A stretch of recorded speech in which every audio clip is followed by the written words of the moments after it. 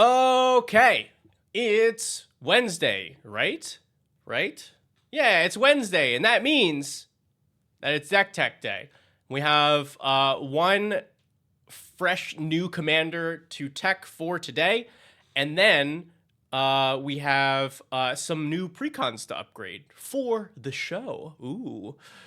As always, if you want to get your deck tech to happen on live on stream on Wednesdays, you just head into chat like many of you are right now, and go to the link over there to our Ko-fi, and that'll do the rest. It's in the shop.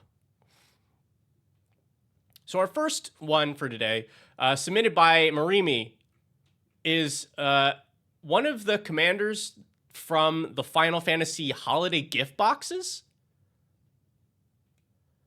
Edea, Possessed Sorceress. I think this is one of the more popular ones that, like, people were pretty hyped about this when they spoiled it initially. So 5 mana in Grixis for 2/5, Ward 2. At the beginning of combat on your turn, you gain control of a creature an opponent controls, untap it, gains haste. And then whenever a creature you control but don't own dies, return it to the battlefield under its owner's control and you draw a card. So this has a very interesting like design to it, because many theft commanders, you usually steal your opponent's stuff and then you get rid of it. Especially the ones like this that only where you only steal it temporarily. But they thought ahead and they decided that they were going to your opponent gets the creature back, which does like a bunch of stuff as far as the gameplay. One, yeah, exactly as Vic is saying in the chat, it makes your opponents hate you less. I had oh my god, Marchesa. Grixis Marchesa was one of my earliest commanders that people really, really hated. If I could type today. It's Black Rose. Okay. So I had this commander as one of my earliest commanders. And it was built as theft. I would just play a temporary gain control of your creature, but then if I sacrificed it, it would come back into play under my control as long as it had a counter on it. And people really don't like that, because not only are you removing their stuff, you're then beating them with it. And so Edea has flipped the script on that. You're always going to give your opponent that creature back, but you get to draw a card in exchange. So Marimi has built this and has sent in the note for this deck tech for today. If I can find my notes under all of these windows. Okay. So it said this is a bracket 3 deck hybrid of cloning and flinging. Our goal is to clone Edea as much as possible because it is a good source of card draw.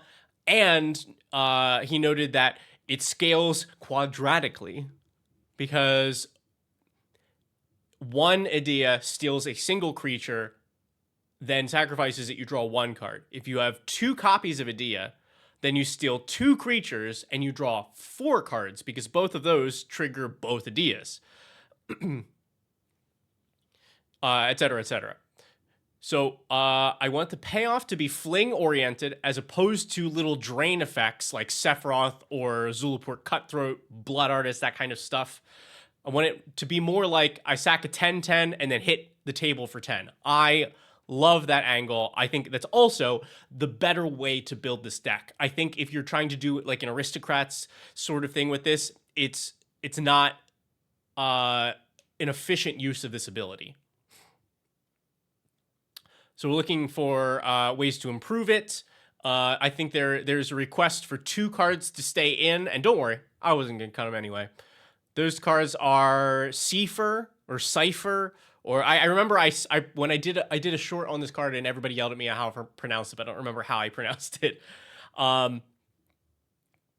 So Safer, I think just has like a connection to this character in game.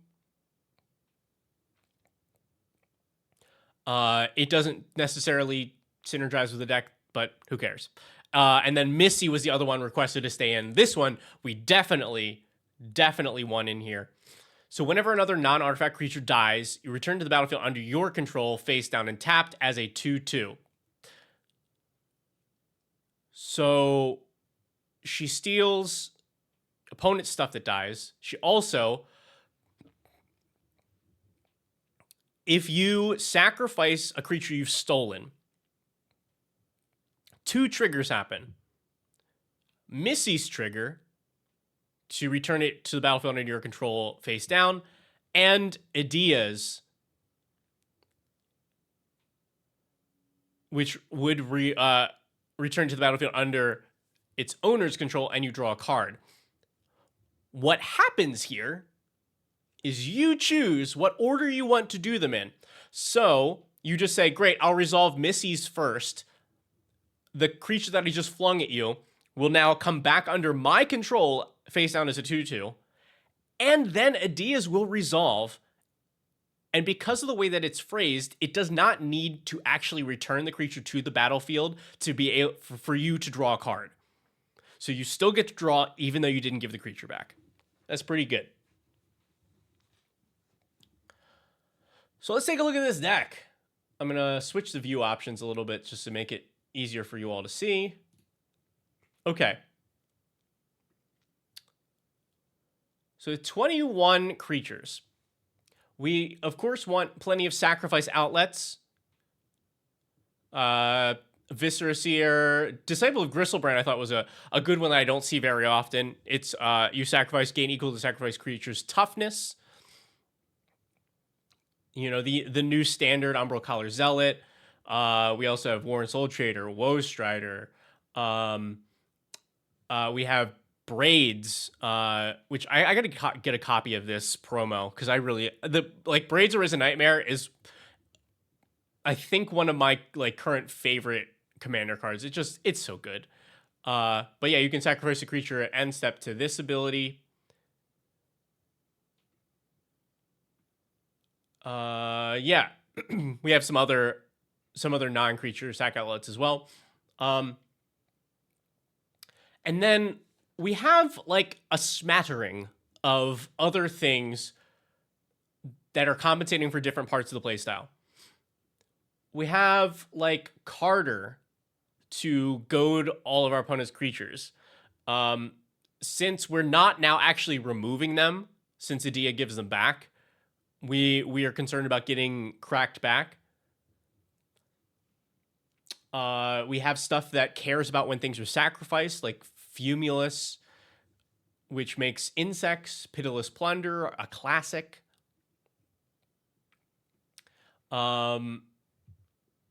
Stalking Vengeance on the top end. We start also dealing extra damage. And then Marimi talked about the clone angle of this deck. So we have Spark Double, 2 Sakashimas, and this Glasspool Mimic to make copies of Idia. Glasspool Mimic, a little sketchy here because it does not break the legend rule. So you'd have to have cloned it with one of these already. Or actually, not even this Sakashima. That doesn't work. It has to be the Sakashima Thousand Faces or Spark Double.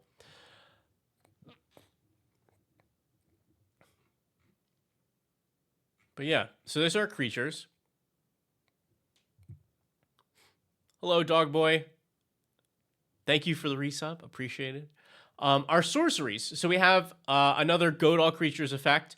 We have some more copy effects that break legend rule. Love Mass Mutiny here.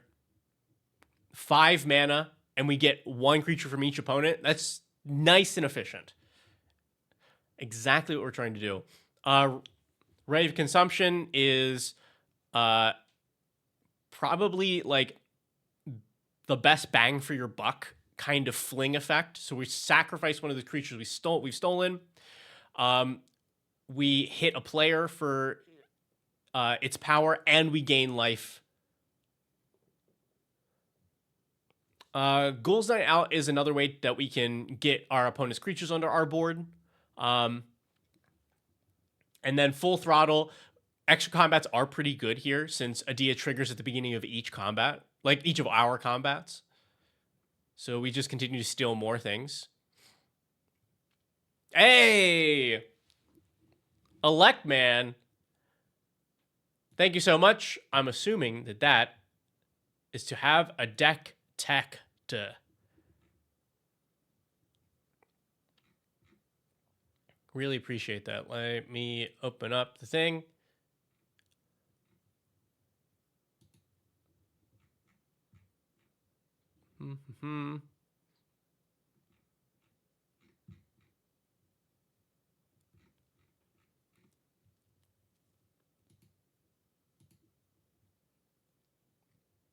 Awesome. Thank you. You know what to do. Make sure to send me that deck list either in the chat or in the Share Your Deck channel in our Discord. And you will be next. All right, instance. We have a lot of instant speed stuff here. So we have some ways to sacrifice our creatures that we've stolen. Burnt Offering and Sacrifice makes mana. We have Corrupted Conviction and Village Rites later on to draw cards. Same for Deadly Dispute. Here is Ye Old Fling. Gets the job done. Plumb the Forbidden. For multiple sacrifices. Kazul's Fury. MDFC Fling. Yeah. We also have, some counter magic. Some ways to protect Adia. And then we also have a little bit more insurance against possible crackback, Aetherize, and Illusionist Gambit. Artifacts are fairly straightforward. It's all ramp. Except Staff of Eden. I like this here. I really like this here. So when it enters, you put a legendary permanent from a graveyard on the battlefield under your control, and it taps to draw a card for each permanent you control but don't own. So that's usually going to be at least two. The one that Staff of Eden returned, and the thing that you've stolen for the turn with Adia. But likely with everything else we got in here, you're drawing more off of it. Then our enchantments, we have Sack Outlet. Card that cares about when our creatures are dying. Vicious Shadows is a rough 7 mana, but it is going to hit a player equal to cards in their hand every time every time a creature is put into a graveyard from play. So like, it's gonna be hard for this thing not to end the game. And then Rakdos joins up, also dealing out a lot of damage when creatures die, specifically legendary creatures. But hey, Magic is all legendary creatures now, so yeah.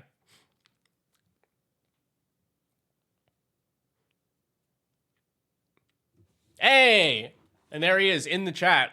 Hello, Moj. Okay, so let's work one by one here. So yeah, I have three things to discuss. I have this broken down like cards to consider adding, and I have a couple categories for those, some cuts that I would make, and then I have 3 things to discuss. So we'll start with the discussions. Vicious Shadows is one of them. 7 mana. 7 mana is a lot.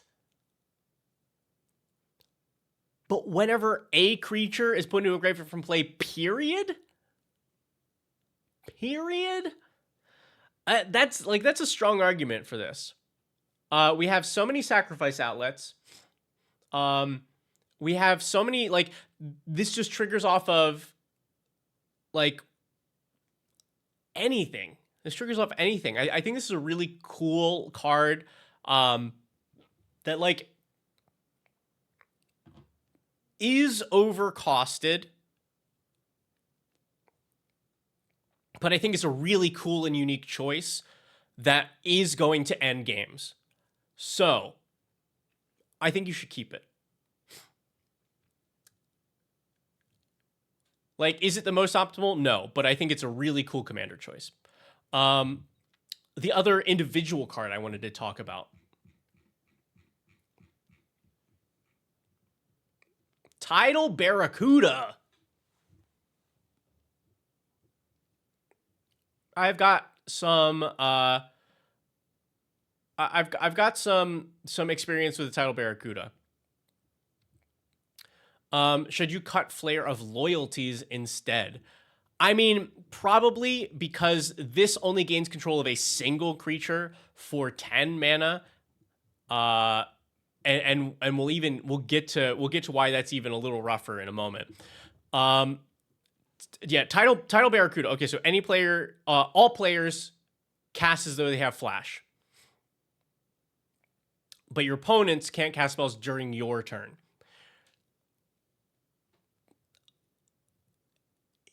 It's like a blue Grand Abolisher, so you're protecting stuff on your own turn. The card is very interesting, but I'm curious as to what the exact purpose for it is in this deck. Because one thing to be aware of is if you play this with less experienced players, like I guess not less, like medium experienced players that are like understand how the game works, but are still learning like fundamental strategy kind of things. This card is actually really rough. Giving everybody flash makes everybody think 10 times harder, which can be interesting. But like, and I'm not saying this is a reason to play or not to play it, but I'm saying be aware that this is what happens in games. It gets very fun if you have a full pot of like experienced players. They also then usually kill it because you having Grand Abolisher is they recognize that as strong. But yeah, I just want to see if you all have experience with this card, because I think it's a fascinating card. I used to play a lot of it. All right, and Elect Man, yes, you sent it via Ko-fi, excellent. We'll do a tune up.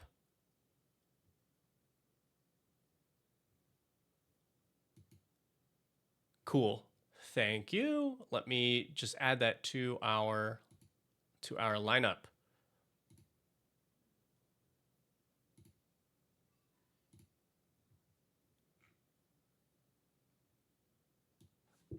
Okay.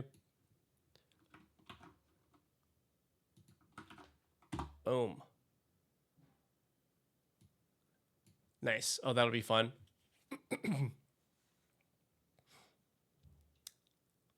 All right. The third thing I wanted to discuss.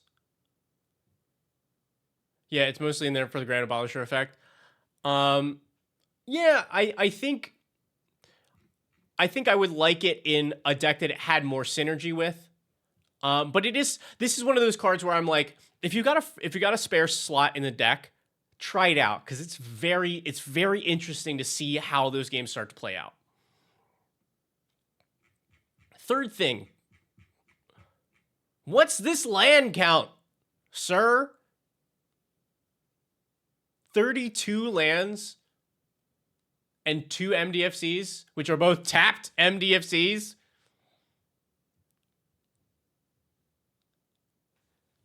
They're tapped MDFCs. Like, if your regular play group is pretty, like, has some generous mulligan rules. I know some people do like draw 10 and bottom 3. Some people are like, just get something playable. Some people, there's many ways. Like, if that's the case, then sure. But I don't think this is a deck that can really get away with it. I would even like just swap out like rocks and stuff for more lands. Usually do strict mulls, yeah. I think like, clearly to me, this is some of these rocks should just be lands. Because the rocks don't mean anything if you miss a land drop. End up drawing enough cards, yeah, but if you don't draw, if you don't have the lands early, I would just like, I think like 2 rocks exchanged for lands, and I'd be like, it would still hurt me, but I think it'll run much smoother. I think with those things being like Wayfarer's Bauble,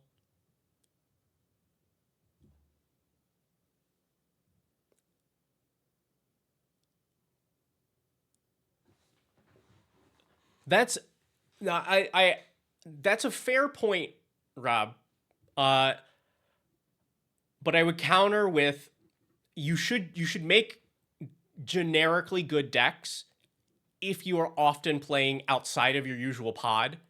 If your play group is it and you just play with the same people all the time, which is actually what that's what a lot of people do. It's just like, oh, I only have like, the handful of friends that I play Commander with and I don't do anything else, then take advantage of that. Take advantage of what your house rules are. If I was only playing with a select group of people and we're all like, yeah, it's draw 15 and pick the 7 that you like, I would cut so many lands out of my decks. But yeah, I think I would cut the Wayfarer's Bauble here. We got plenty of good rocks on 2. I would cut the Ruby Medallion. Generally, I'm not running medallions in anything that's more than 2 colors, and there's still not a lock for me on a 2-color deck.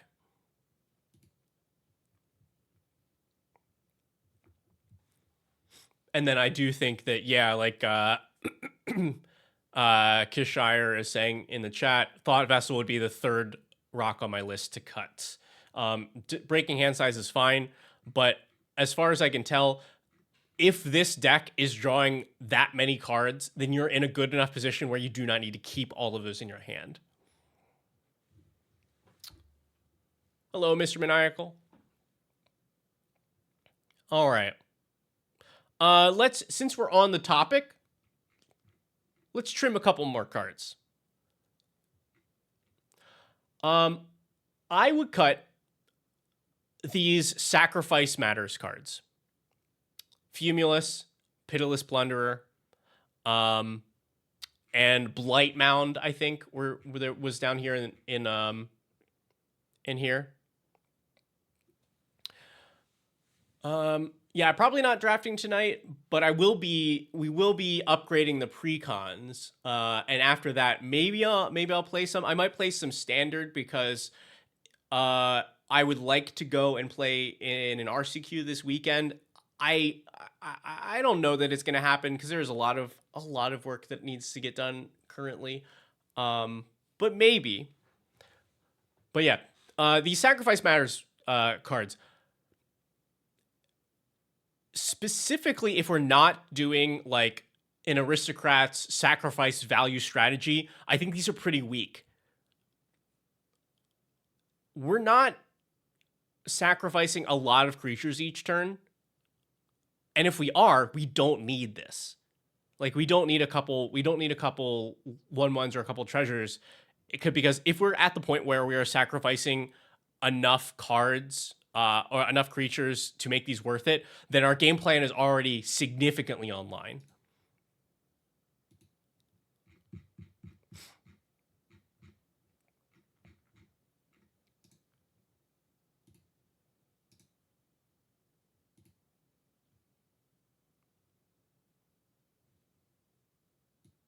Hello, Phonic.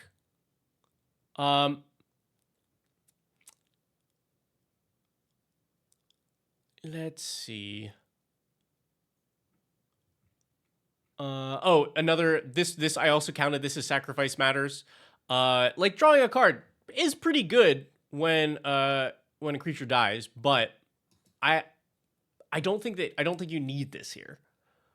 I think I would just like more things that lean into what we're doing, and Adia is the card draw. Because here's the thing to consider is like, sure, more card draw is never bad. But if Adia is on board, we're already drawing cards off of her ability. And if Adia is not on board, we are probably not sacrificing things and then not drawing cards from Ancient Venom. So this is only ever going to be good for us when we already have the other card on board that does this thing.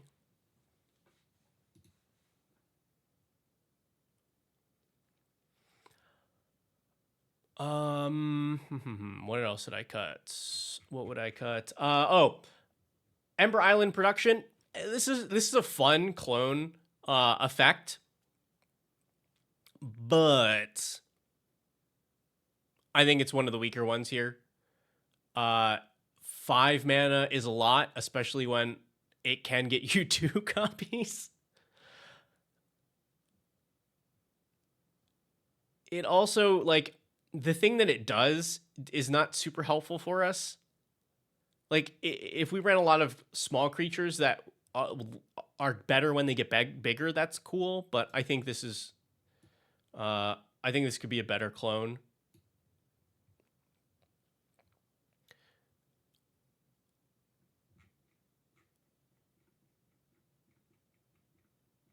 Okay, and now let's think about. So I mentioned there are a couple of these cards like Aetherize, like Illusionist Gambit. We saw Carter in the creatures. Disrupt Decorum. So they're like these are cards that are kind of compensating for our opponents swinging at us, right? We were trying to avoid that. I think one, it's less of a problem than I would expect for a deck like this, because you are giving those creatures back with Adia, and I think we have better options for that. Hey, Vengeful, I really appreciate that. Thanks. Because if we're keeping up mana for Aetherize or Illusionist Gambit, then it means we didn't do a bigger thing that we wanted to on our turn. And while that is totally fine in like a deck that wants to play at instant speed all the time, I don't think that this is that deck. I think we can replace these with stuff like even just like Darkness. Yeah.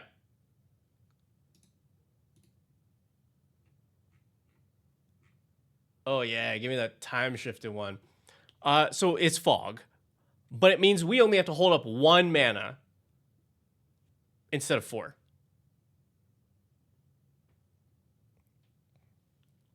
Used to have Darkness in, but ooh. Oh, I'm yep. Cool. Then get this one. Get this crazy looking Darkness. Or get the Warhammer one.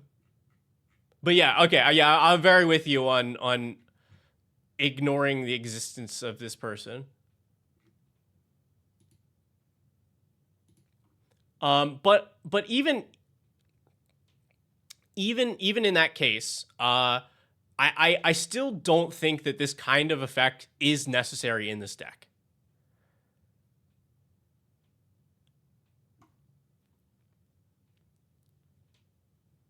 Oh my god, were you getting like damage can't be prevented?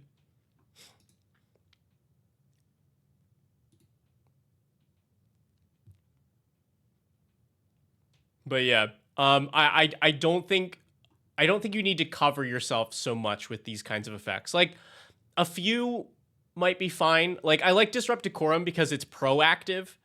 Like you've done a thing on your turn. You're not holding up mana to wait for your opponents to do a thing. And it is forcing them to attack other players as opposed to like the other like Aetherize and Illusionist Gambit may just have you waste 4 mana for a rotation. Yeah, so like Decorum and Carter, I think are better options for that. Yes, we can move the Flare Loyalties out of here. We not only does it need 2 colorless mana, but it only steals a single creature.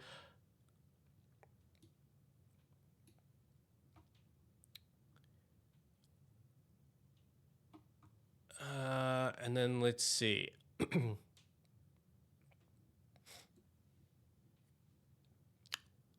Hello, red shirt. All right. So we made some cuts. I was very excited to do this deck tech because I think there's a lot of fun stuff for this commander. So first, Adia does get 1 steal per turn. But how many other ways do we have to steal stuff? So like we'll count the clones because we're cloning Adia. So we have Sakashima, Spark Double, a 7 mana spell, Mass Mutiny, Ghoul's Night Out, kind of. Like, so we're at like 5.5.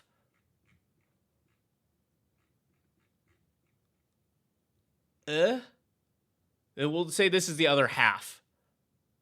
Oh yeah, Irenicus. Okay, yeah, Irenicus. That's not enough for me. That's not enough for me.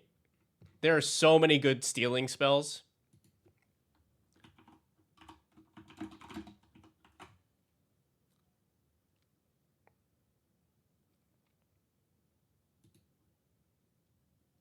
Seize the spotlight, baby. Because this can also, this like, especially if you have a sacrifice outlet on board, this is 3 mana, draw 3, make 3 treasures, which is crazy. And then sometimes your opponents will give you those creatures. So let's put that in the sideboard. How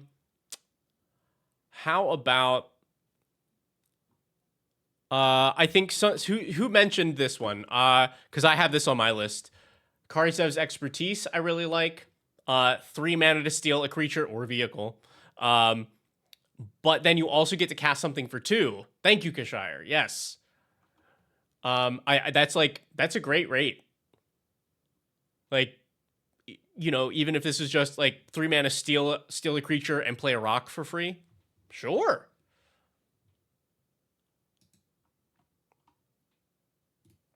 Love that. It might be a little too much, but I've been considering building this commander because I just really love this ability, and it fits exactly what you want.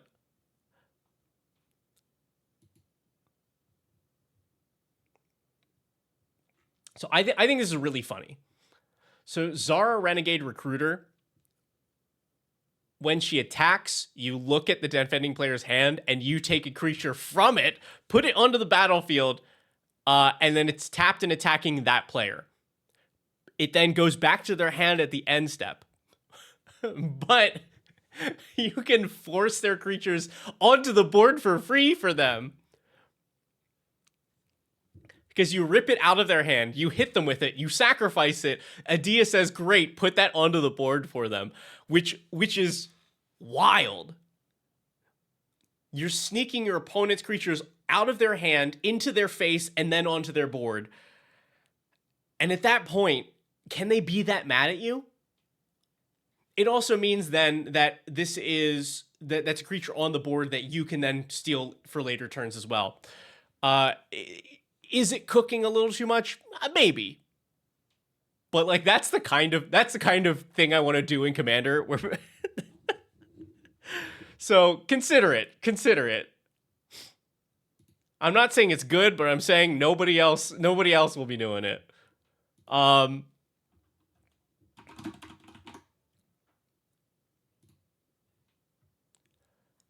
about to go along with Missy, we take another Doctor Who villain, the Beast. So 4 mana, steals a creature. Also gives it menace. Cool. But whenever a creature deals combat damage to its owner, untap the Beast and draw a card. So Adia will continue to feed this until it just also becomes a 6/6.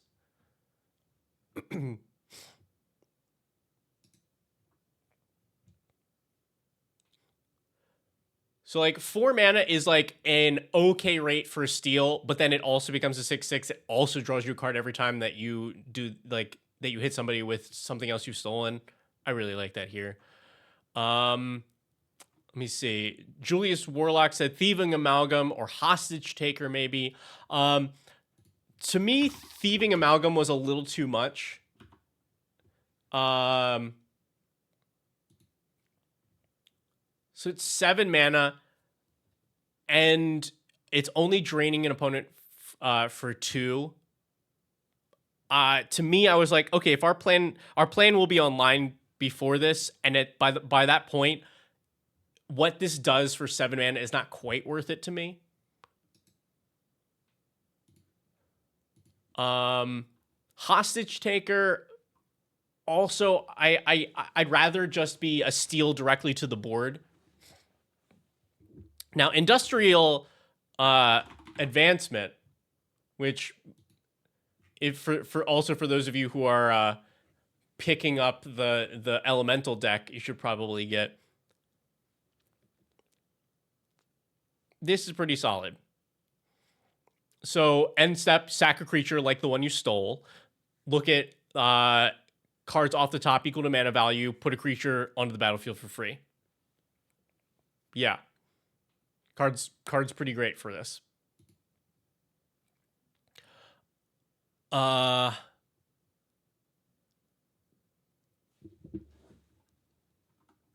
Let's see. I'm just gonna go over a couple other ones here and there. Claim the Firstborn is just incredibly efficient. 1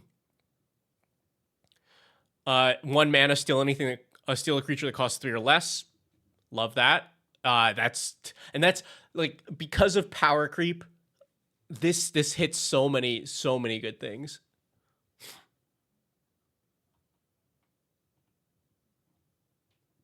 Yeah. Oh, Rob, did I not say that you had suggested it? I was going over the suggestions in the chat.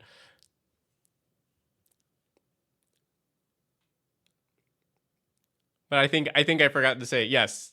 I'm pointing out specifically because you said.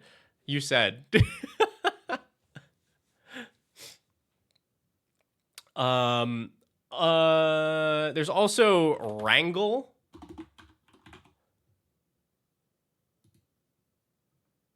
Which is 2 mana, steal something 4 or less. Also a really good rate.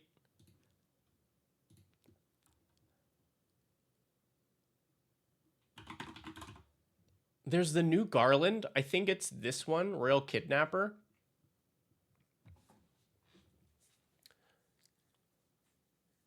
So, ETB, make an opponent the Monarch. Anti-synergy, is it though? Oh, can't be sacrificed.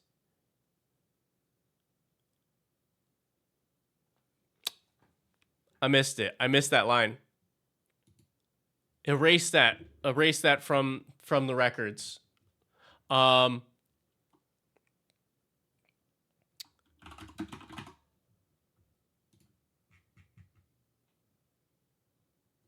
If you're looking for another like mass mutiny kind of effect, there's also Mob Rule. Gain control of all creatures with power 4 or greater, or gain control of all creatures power 3 or less. Gives you a whole bunch of creatures. Steal half the board, essentially. Yeah. Ooh, Kishire. So I want to talk about Mutinous Massacre, because I considered it, but there's a problem.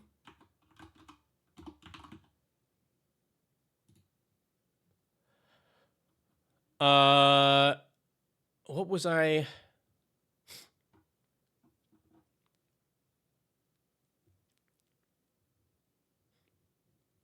I guess it's less of a problem than I thought. It just means you only ever have really one option, right? because you have to leave Idea alive, so you can only ever choose to destroy all even creatures. And like for it to be that kind, I think I'm not worried about a board wipe if I've got Idea going, because we're probably like we're I don't know. But do y'all know that this card exists? This is Chamber of Manipulation. It's an aura for a land, and then the land can tap. You discard a card. You gain control of target creature until end of turn. Yeah, this one's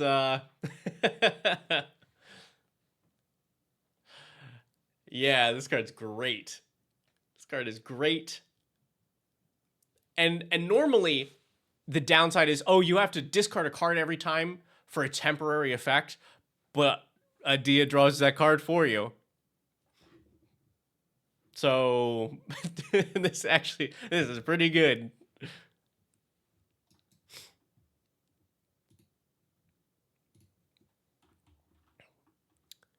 Okay, I think that covers everything that I had for stealing stuff. How about sacrificing stuff? We have some outlets. We have like some of the better free outlets like Goblin Bombardment, like Viscera Seer, Umbral Collar Zealot, Warren Soul Trader. But to me, I don't think that we need these to be like the cheap infinite sack outlets. I think we just need to be able to sacrifice some stuff. Like Braids. Braids is one sacrifice, but you get some really good value out of it. Stuff like the Rite of Consumption or Fling, one sacrifice, but you get a lot of value out of it. So I think I would prefer, like, I would drop like Woe Strider, and maybe like Viscera Seer, but I'd rather have some more high impact repeatable sack outlets. Soldevi Adnate. A little bit more narrow. You have to sacrifice a black or artifact creature, but you make that much black mana. Or I think this is the one that's doesn't care about the color of it. Yeah, here we go. Illuminor Ceres.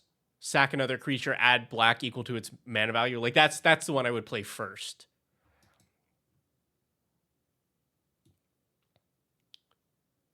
Because we don't have to spend any extra mana to use the ability. It's only one sacrifice, but it's a high impact effect. Oh yeah. Ayara, flip Ayara. Tap, sacrifice creature or artifact, deals X damage to target opponent or battle, and you gain X life where X is the sacrificed mana value. Yeah. And I think the backside is also good for us, right? Return up to one target artifact or creature from your graveyard to the battlefield. But like, yeah, this AR I think is real good for you.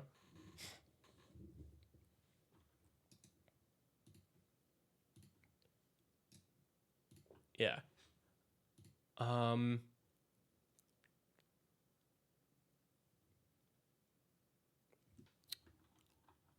Right. We talked about my brilliant idea of industrial advancement.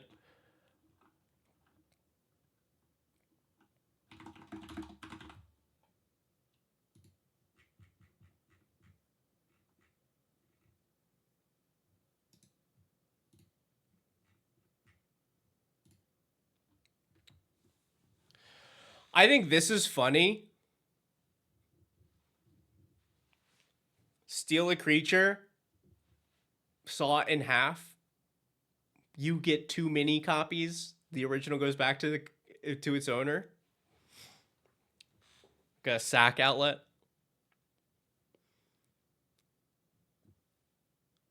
Because now you get 2 smaller permanent copies.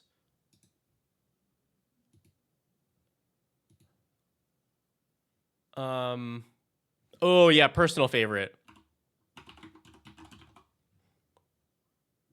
Broadside Bombardiers. I've had a good amount of success with this card. So Boast, which means it has to have attacked this turn for you to be able to use the ability. Sacrifice a creature or artifact, deals damage equal to its cost +2 to any target. And the fact that it has menace and you are stealing a creature from an opponent means that you are often able to get this to safely attack.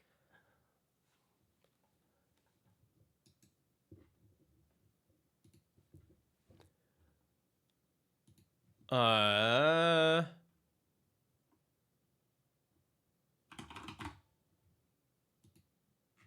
think this is the last one I have for sacrifice outlets. Yeah, I really like Broadside Bombardiers. Hey Brax. Kethek, at your end step, you can sacrifice another creature, reveal targets off the top until you hit a non-legendary with less mana value, put it on the battlefield. It's Industrial Advancement.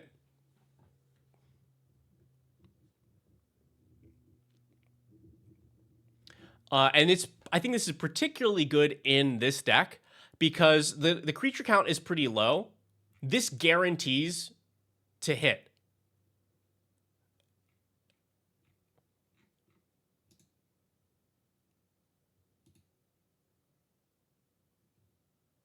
All right. And then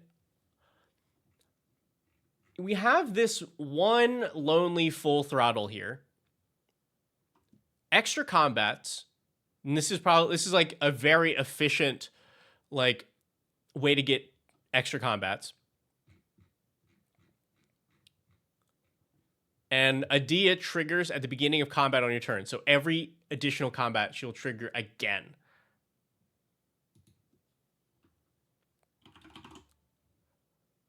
I think it's this one. Aomer, Marshal of Rohan. Whenever one or more other attacking legendary creatures you control die, untap all creatures you control. Additional combat phase. So, you know, what if you steal somebody's legendary creature? You swing. You hit them. And then before combat ends, you sacrifice it. And you get to take another combat. That sounds pretty good to me.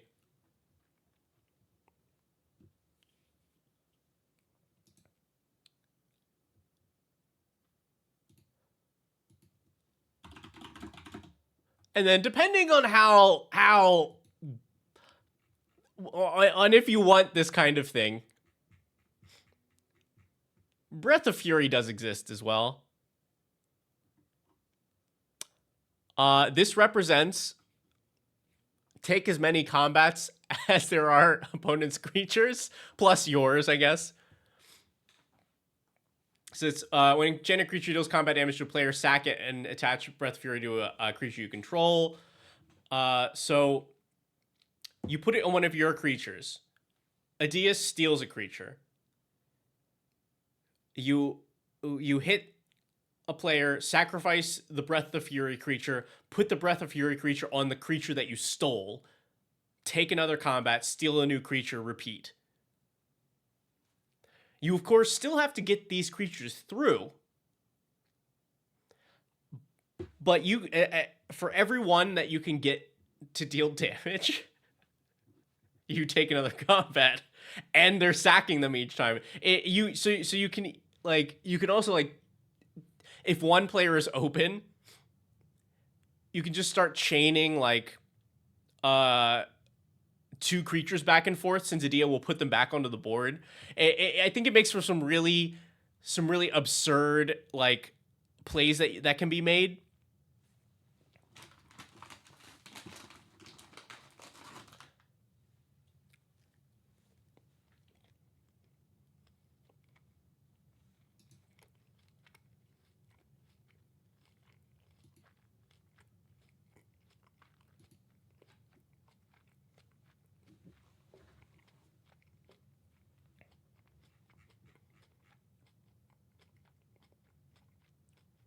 So I'm gonna remove this one.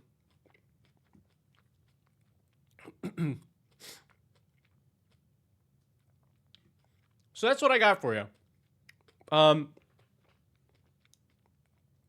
12 cards cut, 17 recommended. You know, just for whatever you want to do out of here. We did cut some rocks for lands.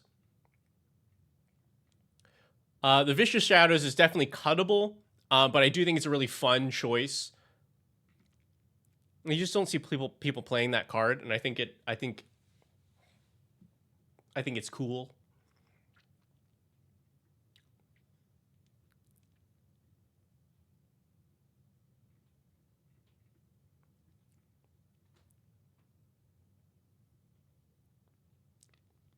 Oh, I would cut this Plumb the Forbidden. It being able to sacrifice multiple creatures is fine, but I don't want to pay 2 mana for that.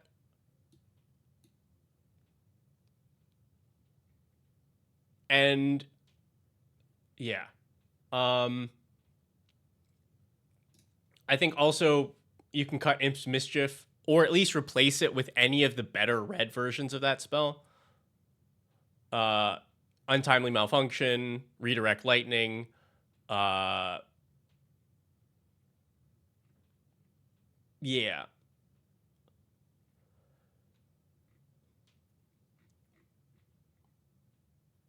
I think Ghoul's Night Out is also like kind of filler if you're putting in the other stealing cards. Then that's not as necessary. Just giving you a couple more spots to fill. And I think I would just rather this Glasspool Mimic be a good land, because we don't have a lot of creatures, period. And like, yeah, you can steal a creature and then copy it, but because your land count is low, I don't want to get hit with having to use this as a tap land.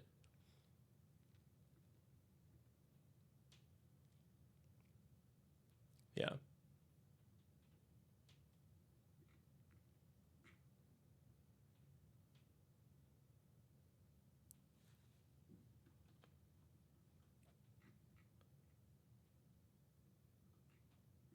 All right. Cool. Let me give you that link. All right. Elect Man, let's take a look at this. Give it the old duplicate.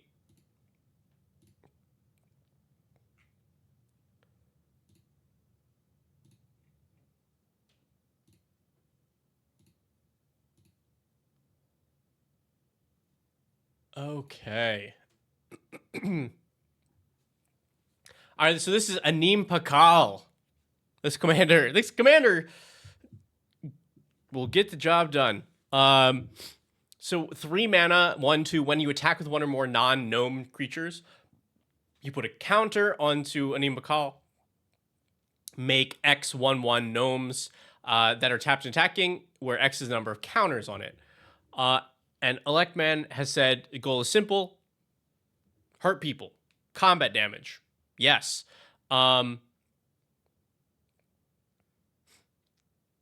We are not trying to do impact tremors, war leaders call kind of stuff. We want it to be combat damage.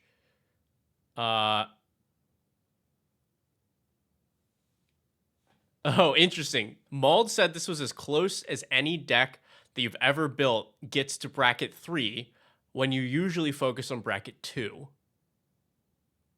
Okay. Well, let's take a look at what you got in here, and we'll be the judge of this.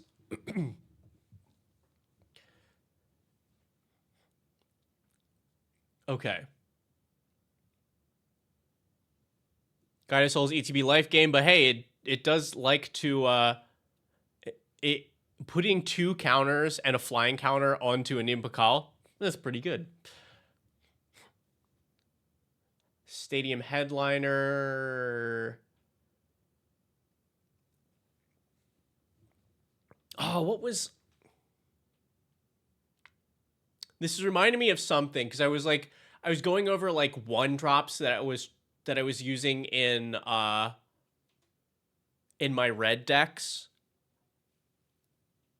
And I don't remember. There was like, what was it? Something came up and I was like, I should be playing that. Now I can't remember. Anyway.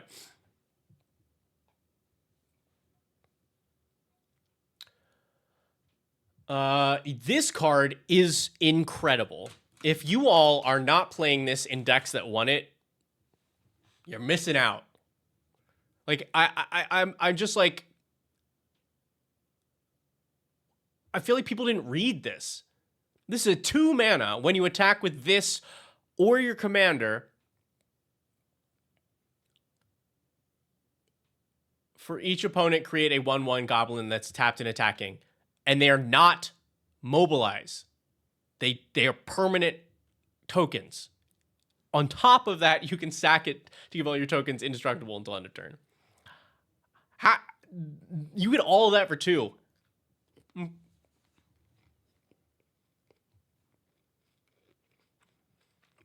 So we have this, and Electman said that this Arabella is the one exception to focusing on combat damage.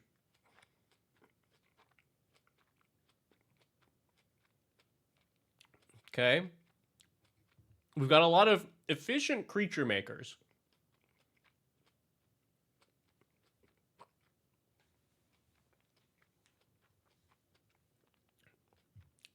Bulwark Ox.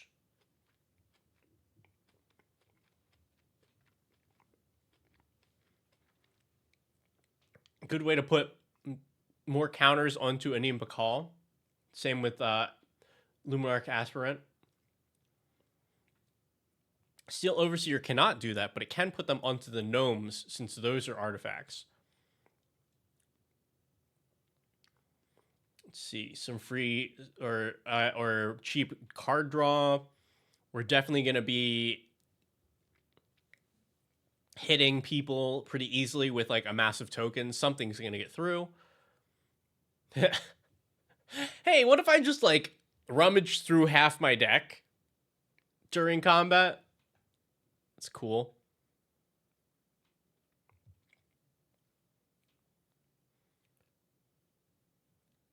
Nice. Yeah, you resolve your Anim Bakal trigger first. You make a bunch of gnomes, and then this will see that even though the trigger was already on the stack, and make more copies of those gnomes.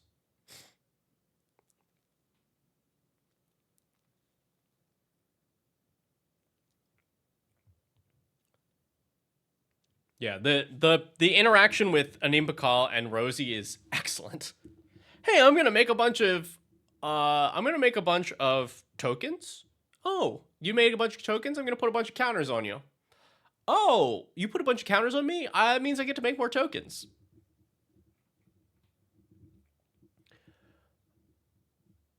Nice. Double strike for all of our stuff, including the tokens which came in tapped and attacking. More card draw. More counters onto Anim Bakal.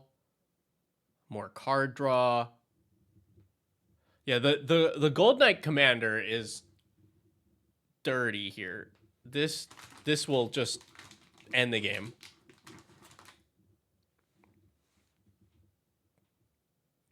Let's see, attacking tokens double strike like that.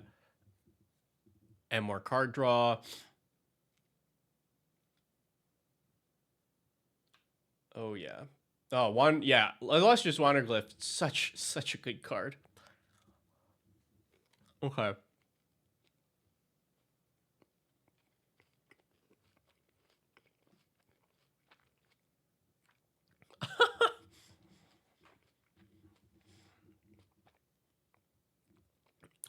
I think it's been a while since I've looked at an Anim Bakal list.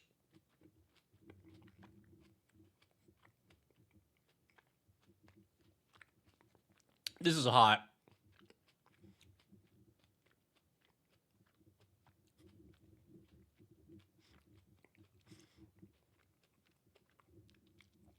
This is hot. That's just like this is like made for. Oh my god.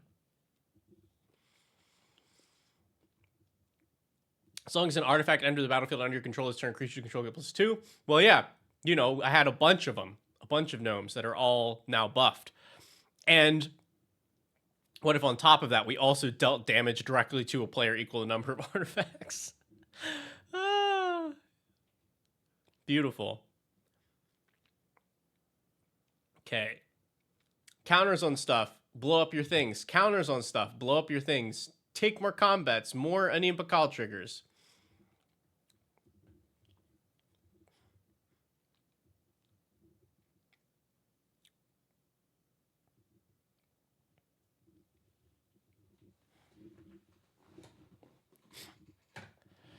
Yeah, Gold Knight still can be like can still be hard to figure out if like you're doing separate instances of things entering. Hi, Ninjari.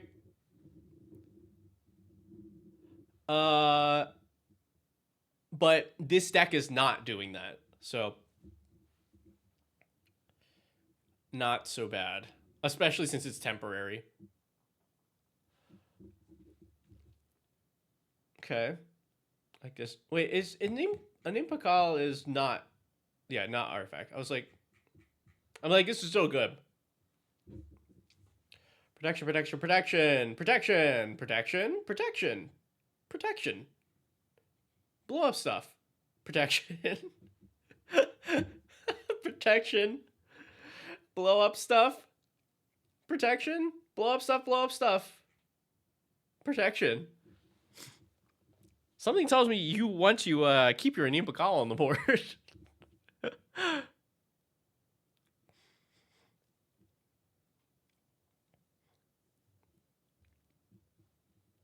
Yeah, Skull Clamp kind of nasty here. I mean, it's nasty everywhere. Okay. Just like, we really want that haste. We want that haste.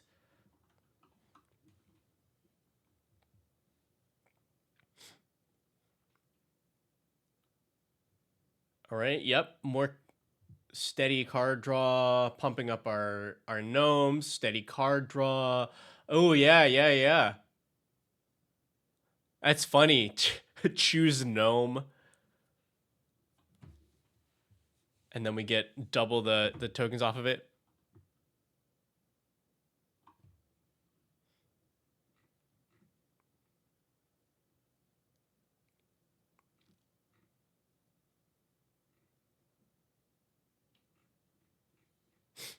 Look, that's why I'm here. That's my job, is to decipher these complicated and nuanced strategies.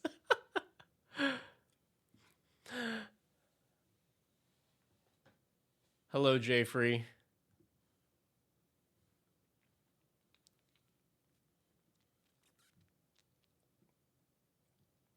Double triggers. Oh, hey, look, it's Breath of Fury. It's Breath of Fury. This is interesting here, because like it's the same thing as before, as with Adia. Like you need somebody to be open. You need somebody to be open, because if you put this on a token, then that's pretty easy to block. But if one person is open, then that means the entire table dies. Hey, Twilight.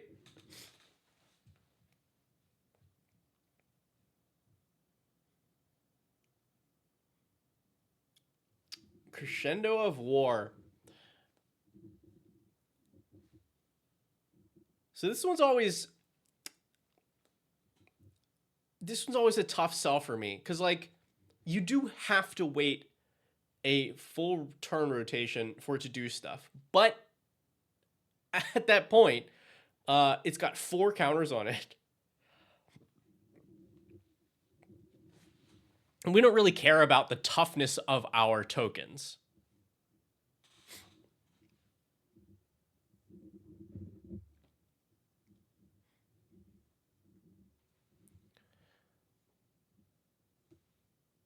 So like, it's pretty good. I just like this feels this. I don't know.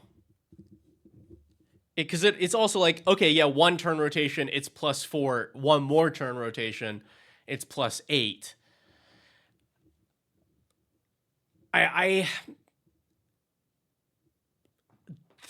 It is a lot. This is the struggle I have every time that I see this card in a list, because 4 mana is quite a commitment to have to wait for,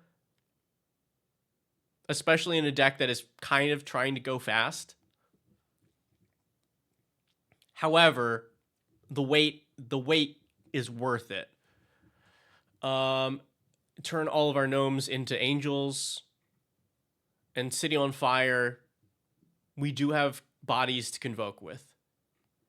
A healthy 37 lands. 37 lands, even though it's a Boros aggro deck. Still correct. Fomori Vault, love that here. Same for Castle Ambreth. Well, Forge of Heroes is very cute. Yeah, that and Opal Palace.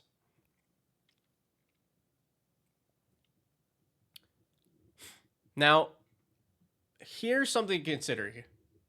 Opal Palace adds counters to your commander equal to the number of times it's been cast from the command zone this game. But is kind of pricey. You have to tack an additional 2 mana on, essentially, because you're paying 1 and tapping the Opal Palace itself. How many times are we recasting Anim Bakal, considering that the deck has 1 billion ways to protect our commander? Boots, Greaves, the entire instant section.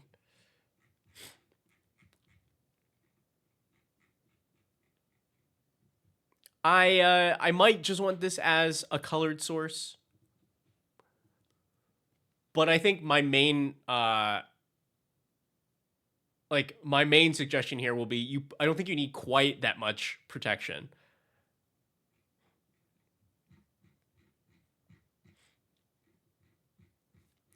All right.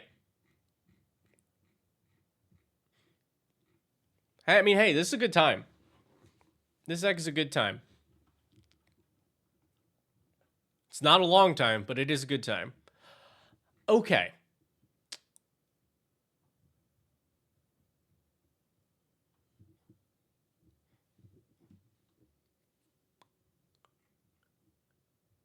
Let me just do let's do a quick once through.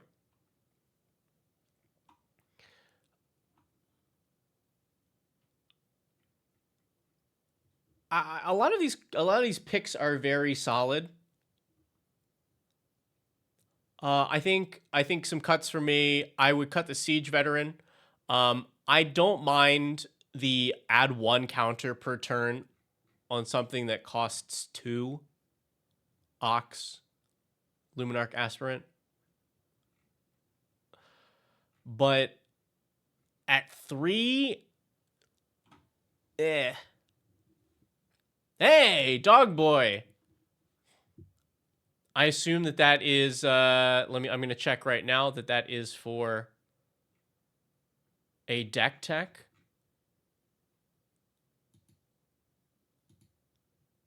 Awesome. Thank you so much. As always, you know the drill. Send it to me in the chat or Kofi DM or in the share your deck channel in Discord, and you will be up right after this. Okay, yeah, I would cut the Siege Veteran. I don't want that ability at 3, and the making a soldier is not impactful for this deck.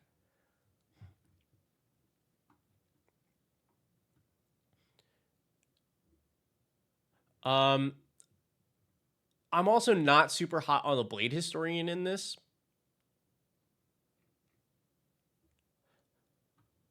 It's much better when you have something else that's happening.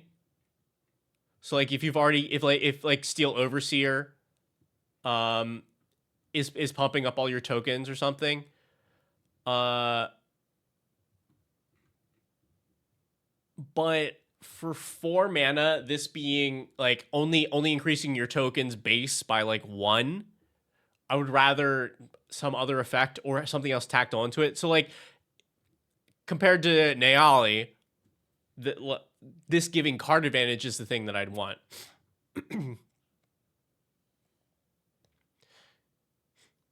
Yeah, because I think once you have a banner up, like this is, you don't need this. So I think you can clear a spot for that.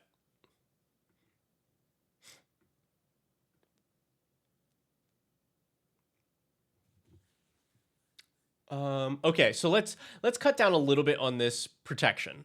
I think it's a good idea. It really lets you lean into the Anim Pakal strategy, but I think some of this is overkill.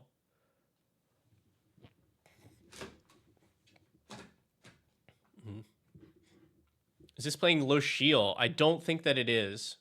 A Lochiel would be pretty solid here.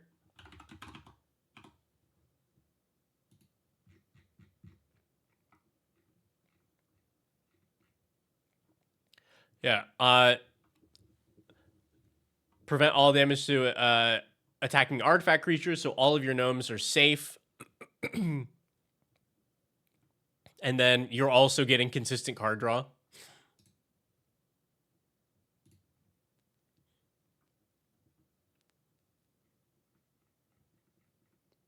Oh yeah, we do need to. We'll have to look through all the new Lorwyn stuff because I still need to catch up a little bit, but I know most of this stuff.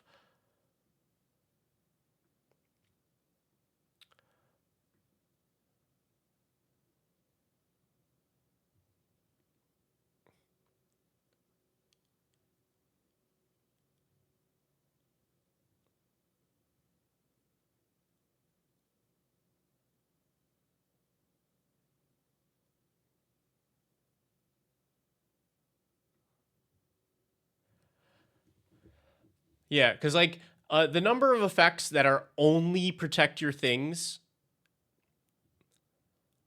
I would definitely cut one of those.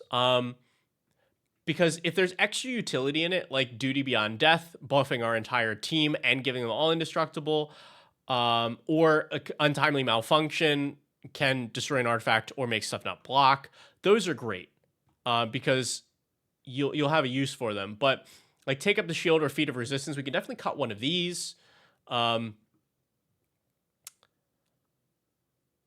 trying to think what I would prefer more. Protection. Protection's a little bit more effective versus single target removal. Take Up the Shield in with the indestructible is a little better versus a board wipe.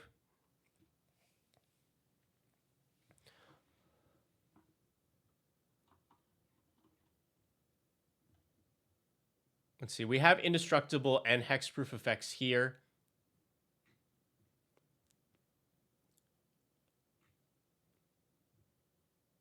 I'll be honest. I would cut both of these.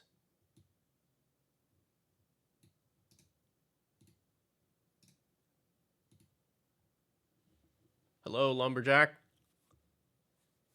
Vacation was a whirlwind. It's a lot of stuff. A lot of stuff packed into a little bit of time.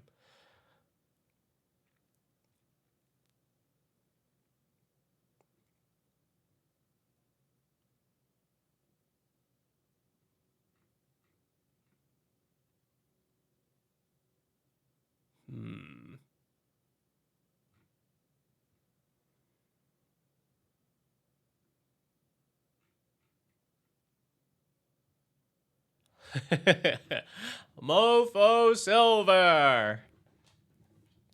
Hey man, what's going on?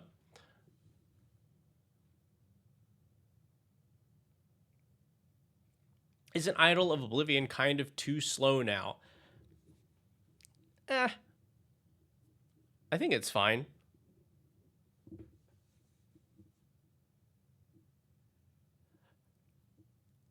It's like, as long as you have something that's consistently able to make tokens, 2 mana, draw a card each rotation, it's pretty good. That said, we have a lot of card draw engines here. Like, if you needed to cut more, that could go on the chopping block.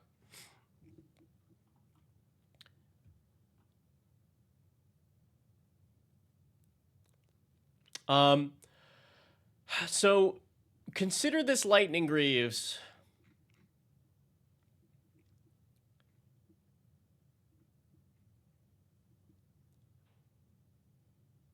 It does mean that, like, we can't target a name call with, like, indestructible if a board wipe or something happens.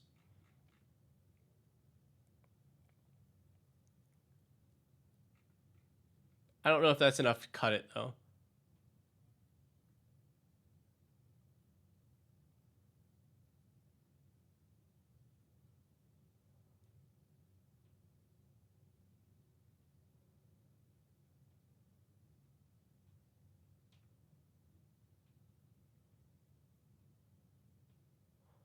All right. I would also cut the city on fire.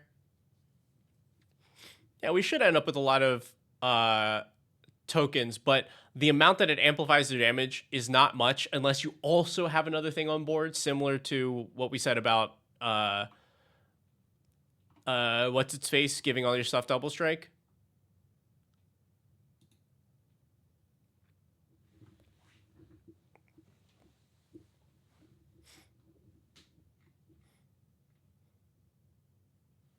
Yeah, and also, yeah, soy has a good point. It's also one of those cards that, like, looks super scary, but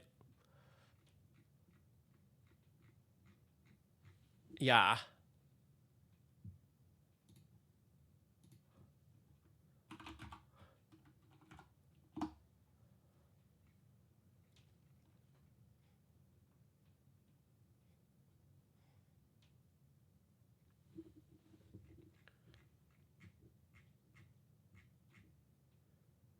All right. Oh. There's you definitely should be running Abandoned Air Temple here.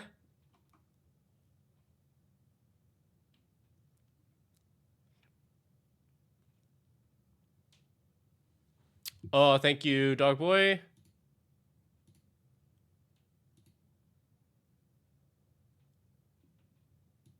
Aha.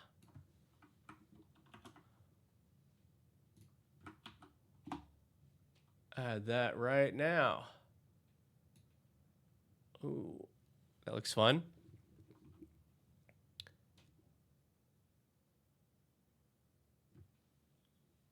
Hey Jay, and yes, that is what we do here, or at least on Wednesdays. Yeah, Abandoned Air Temple is super good here, and, like, almost no cost to run this in this deck. Yeah, it's a perfect replacement for the Opal Palace.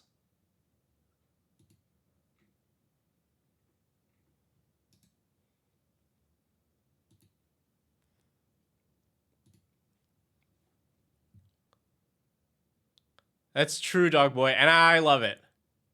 All right, so we want combat damage focus. Combat damage focus. We're not doing ETB kind of business.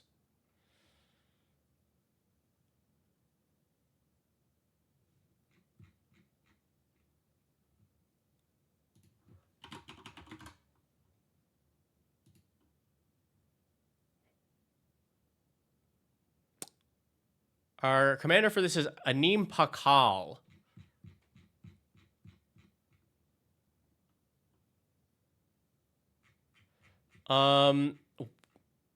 What's the other one? Blade of the Blood Chief? Is that it? Blade of the Blood Chief. All right. This and Soul Cleaver. Whenever a creature dies, put a counter on the equipped creature. And they're both very cheap.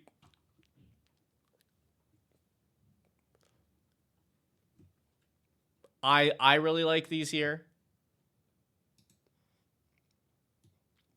Like very low cost to put those on the board and put them onto Anim Pakal. Yeah. I think kin binding has been mentioned here. If this is the one I'm thinking of, then no, maybe it's not. It's this one. I mean, this is it's pretty good.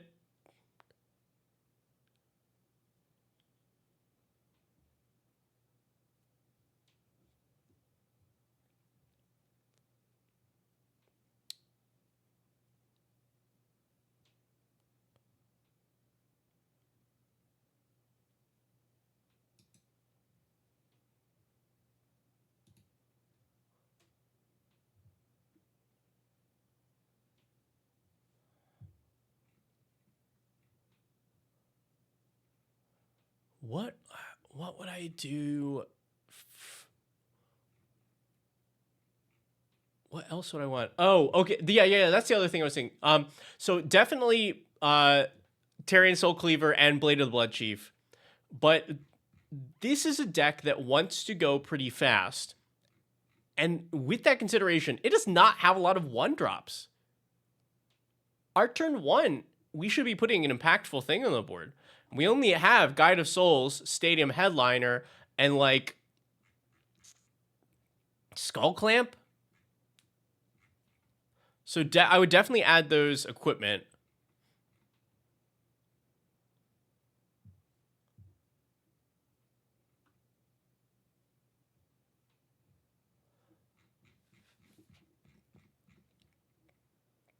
Oh, you know what would be funny in this?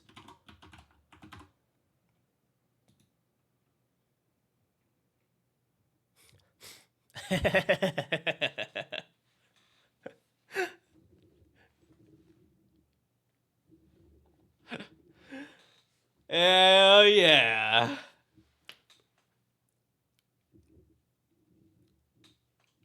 Yep. This seems like a lot of fun. I would have a great time. And you know what's even better is this triggers stuff like your Enduring Innocence, like your Mentor the Meek, Welcoming Vampires, still get stuff off of that. And if you're able to put counters onto it using all of the other stuff that you have that puts counters on stuff, it just gets better and better.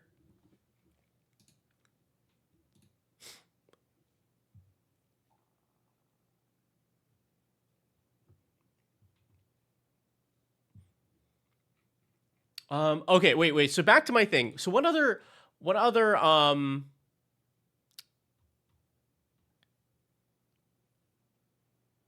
1-drops would I recommend for this?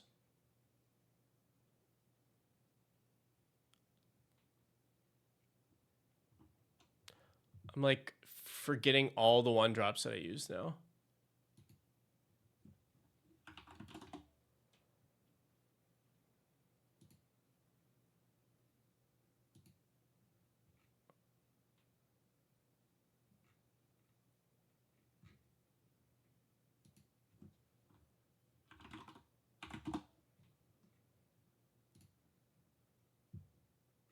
Reconnaissance worth it? Meh.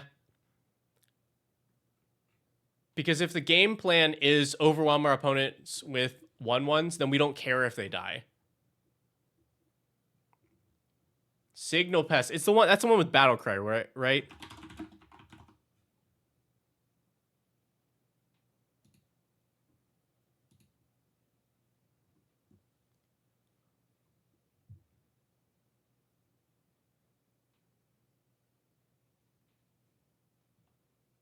Yeah. I like that. So this is the type of turn one play that we want to be doing in this deck.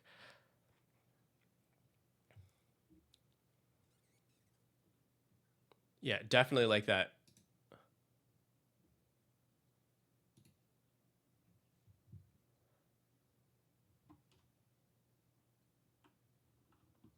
Drillworks Mall. Drillworks Mall is okay. It's just like it's expensive, so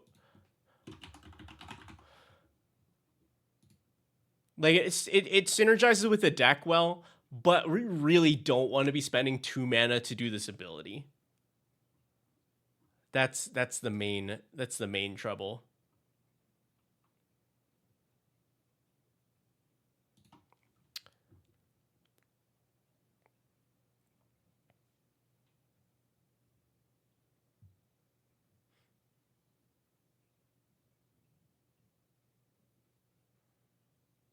Yeah, Ocelot. I mean, like, yeah, Ocelot Pride. Yeah, yeah, yes. Ragavan also very worth it. Like,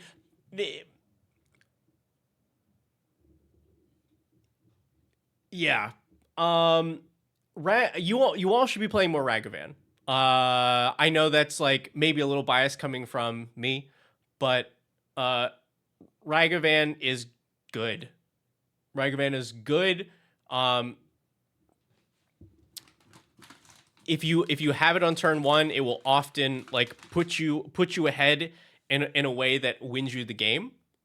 Like getting an attacking dork that also sometimes steals relevant spells, um, like that is really strong. It even trades decently.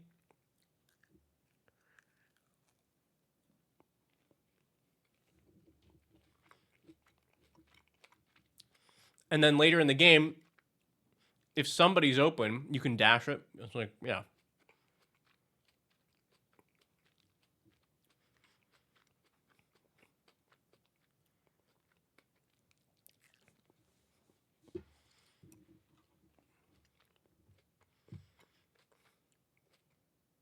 I mean, like, if you have Ocelot Pride is one of those tricky ones where it's like the card on turn one in a deck like this feels like a game changer. It's so obscenely strong, especially as your one drop. So like I consider that in my builds. I don't think I would play an Ocelot Pride in bracket 2. Not saying you can't, but for me personally, I think what it does to a bracket 2 deck is I don't know. Sort of like Sarah Ascendant. Um is like not a game changer, but if you play it on turn 1, the impact it has on the game is very big. Legion Loyalist. So I consider Legion Loyalist, and it's probably also good enough, but I think what it does for you is actually not like, I don't think we need it. So it and at least 2 other creatures attack, which is one of the problems.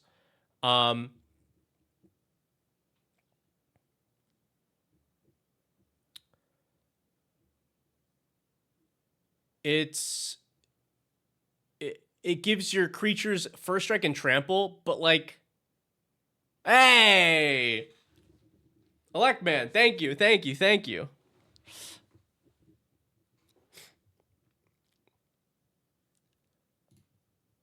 I'm making my day interesting.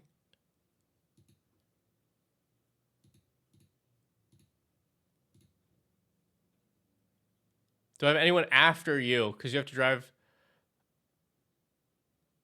Well, I think literally just now.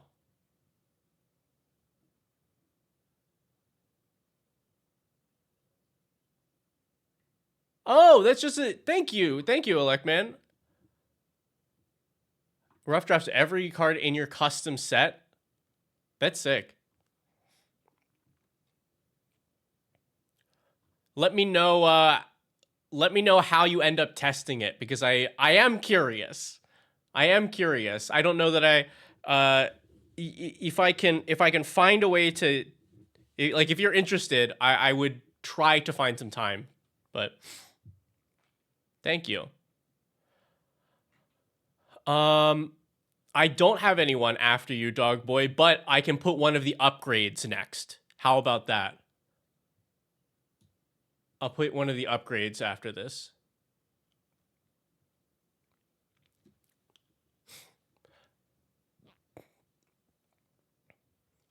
Okay.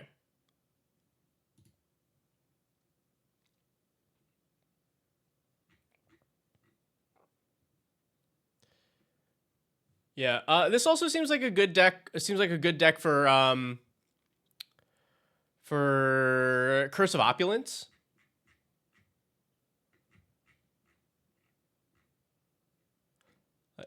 Also seems like a good turn one.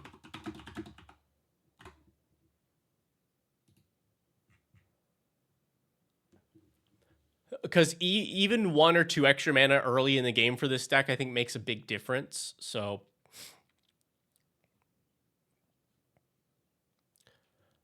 look, just because the kids don't have a car or a driver's license doesn't mean they can't go and drive the car.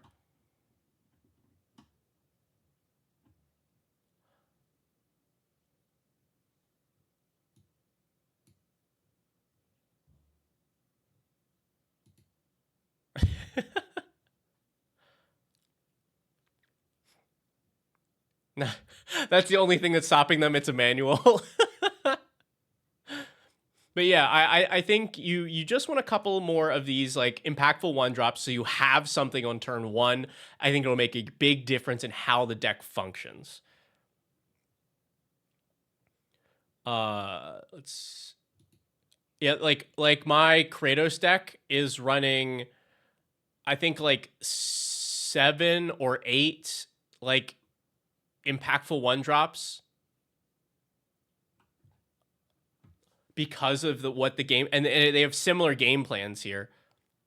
So it's like, it's Ragavan, Stadium Headliner. It is running Legion Loyalist, Hope of Girapur, Dragon's Rage Channeler, Bomat Courier.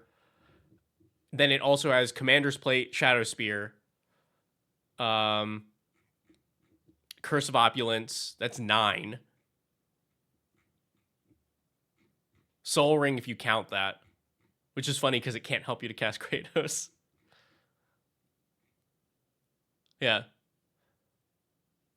So your likelihood to have a 1-drop each game is pretty high.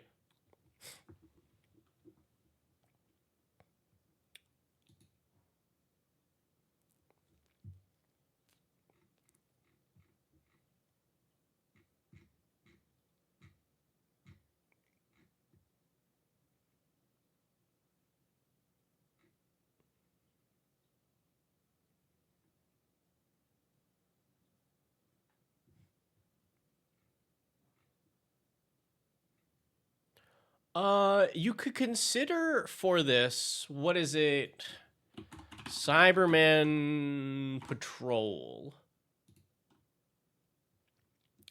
Artifact creatures, like your gnomes, have Afflict 3, so they actually deal more damage if they're blocked.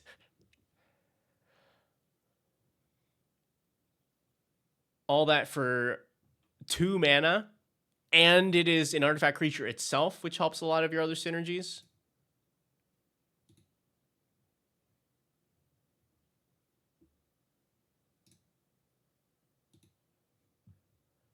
This is a fun, like a fun challenge to make this purely, like, combat based, as opposed to the Impact Tremors style that it's normally built in.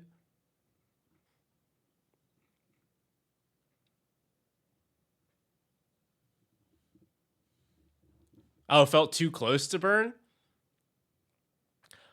I feel like that totally counts within what you're doing, right? Because it's purely, I must be attacking for this to be in effect. I think that's pretty reasonable.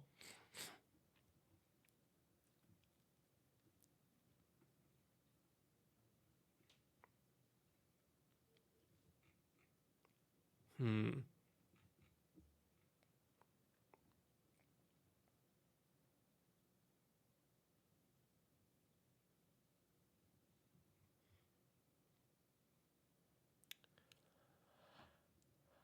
Here's a card that like is a little old school, but I've been up on recently.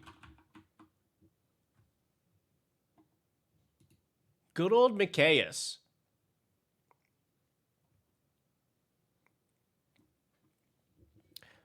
So enters with X counters. Tap, put a counter onto it. Tap, remove a counter. Put a counter on each other creature you control. What this does in the deck, you just like X equals 1, X equals 2. You're now pumping Anim Pakal and all of your tokens. And because you have these effects like Bulwark Ox and Luminarch Aspirant, all you have to do is you only need to play this for very small, and then just keep putting single counter on, which allows it to then buff the entire team every single turn.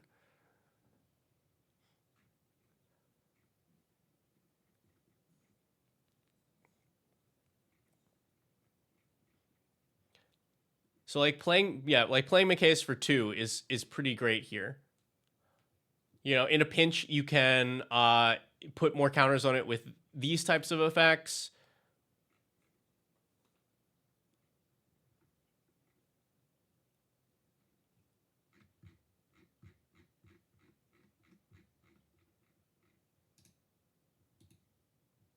Reconnaissance. I don't think I would run reconnaissance here. Because like if you have reconnaissance and the Cyberman Patrol out, like nobody's blocking for sure. And I'm not worried about saving a handful of tokens. I'm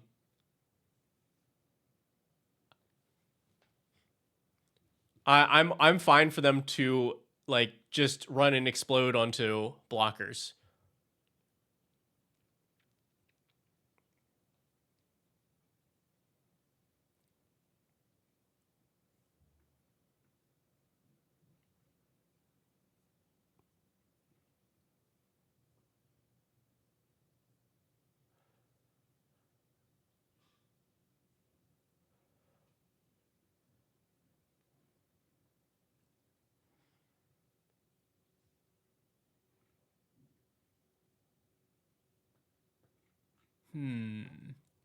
Combat damage. Combat damage focus.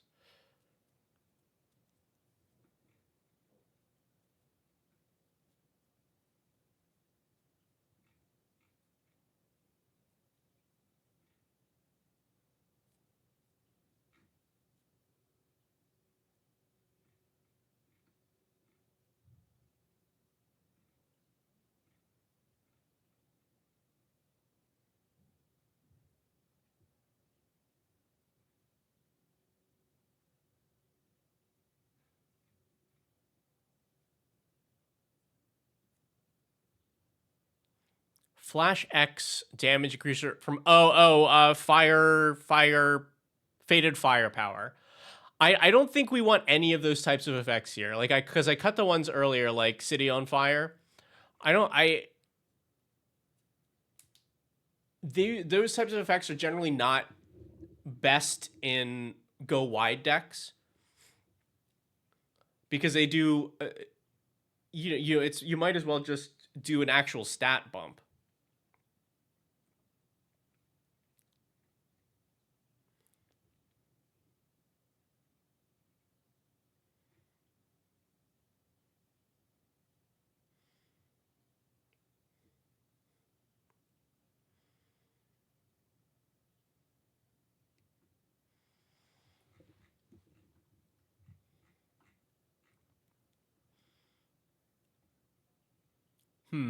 We also running no board wipes. Like, I guess we're just trying to go through them before we're worried about a board wipe, right?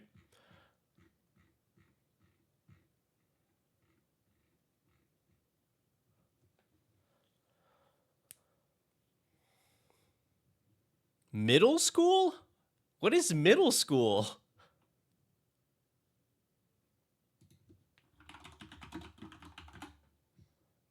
Yeah, but I just mean like there's a good number of asymmetrical board wipes that work with this strategy, like split up or the token one. But yeah, you probably don't need it. What is middle school?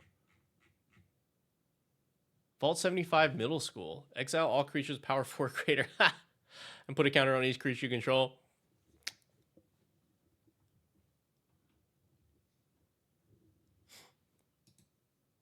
That's pretty good. But yeah, I think if you want, because like I'm convincing myself now too. The only board wipe I think I'd want would be like split up, because it's got to be cheap and it's got to be pretty one-sided.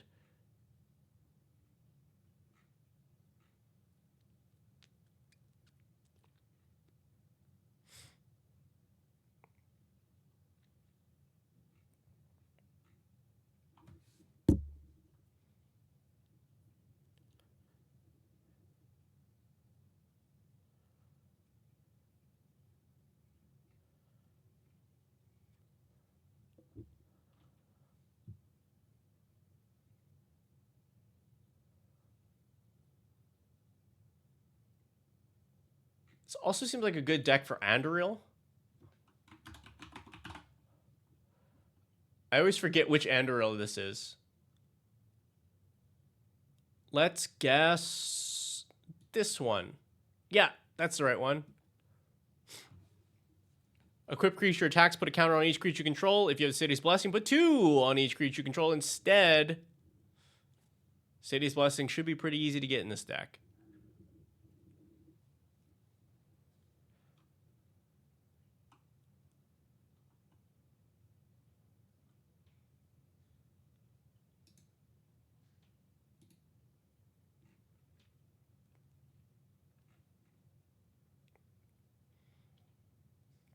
Because like I think for me, I like that kind of effect better than one like this, because the counters are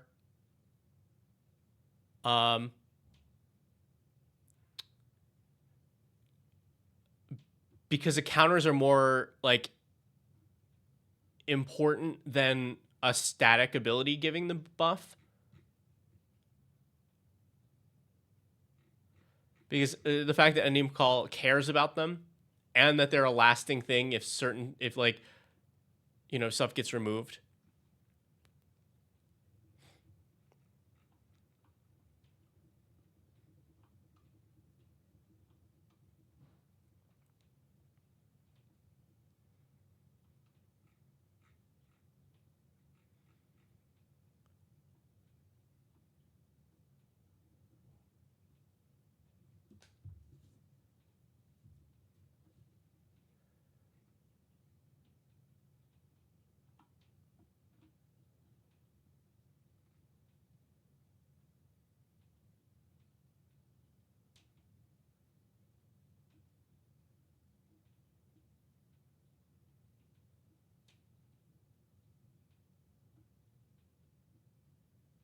Oh, you know what? You know what card is super underrated?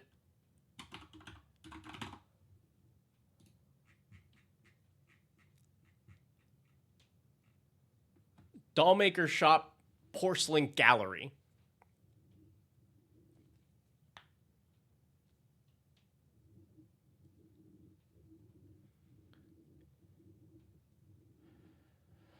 So you play it for 2, and whenever one or more non-toy creatures you control attack, you make a 1/1 toy, and that is per player. So as long as you have one creature that's attacking that attacks each player, you make 3 1/1s. Like you know, it's going to be a little bit before you get full value out of it, but like it ramps up, and then when you need it to, you go great, unlock Porcelain Gallery, everybody's dead. This is also the kind of thing that I would like better than this type of effect, because you get that early impact and then then it's waiting for you to unlock the other part of it later on.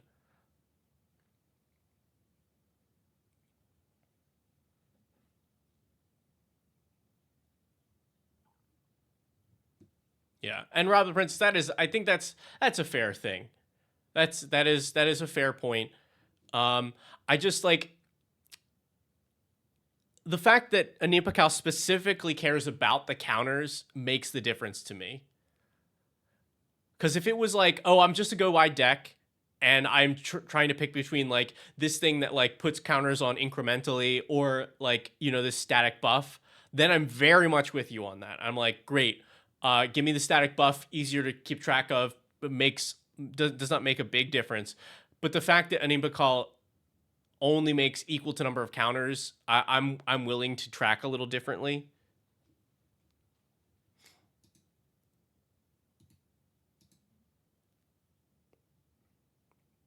Thoughts on Tilanali's Summoner? I want to say that we don't need this effect because it's already in the command zone.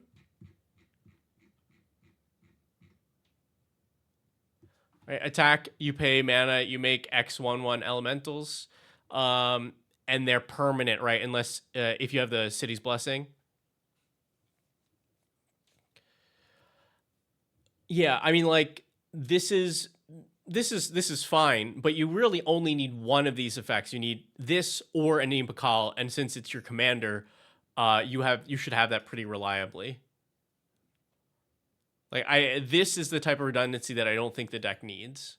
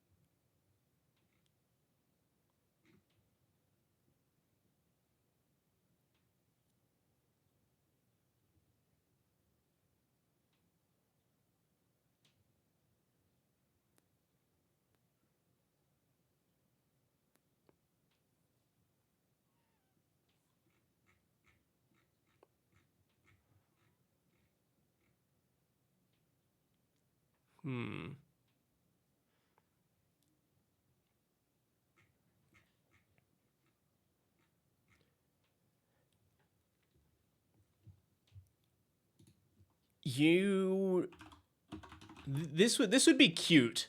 I don't know that you run it, but I like this card.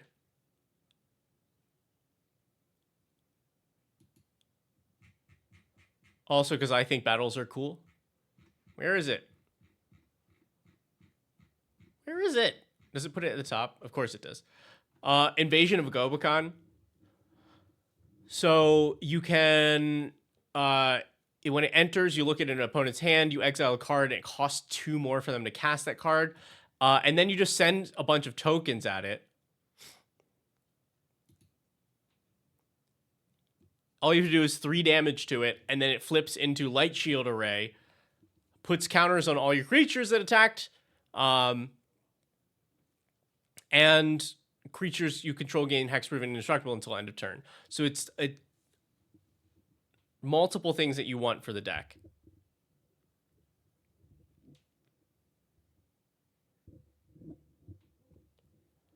Now, this does, and this is a slightly,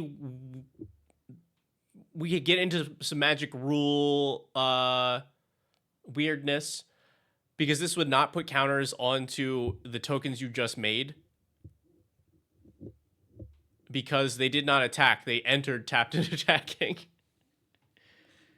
You know, Magic stuff. Oh yeah, that thing that attacked, the thing that hit you with combat damage didn't attack. The clip.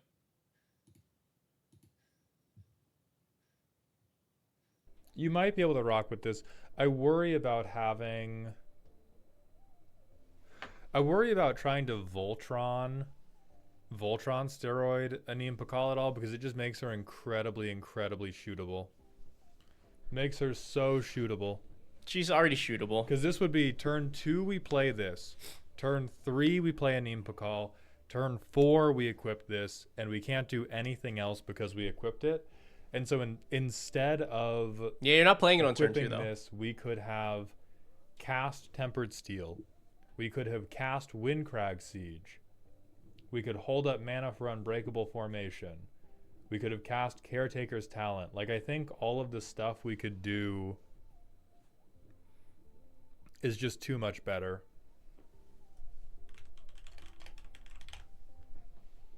No.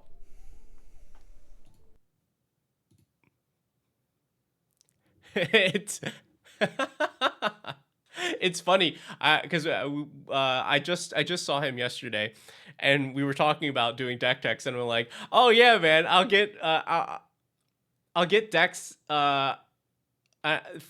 submitted, and I'll look at stuff, and I'll be like, why is this card here? This seems bad. And half the time they'll be like, oh, Maul told me to put that in.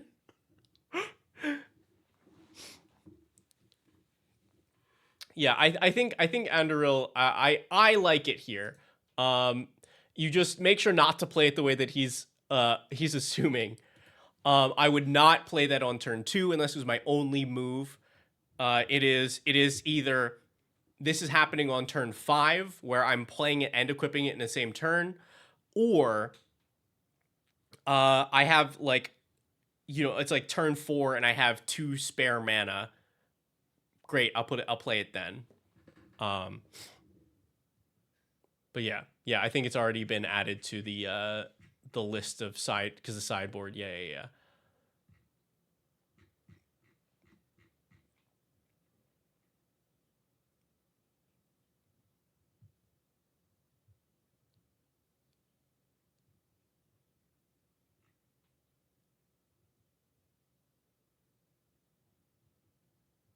Yeah, I think I'm off of Crescendo of War here for me.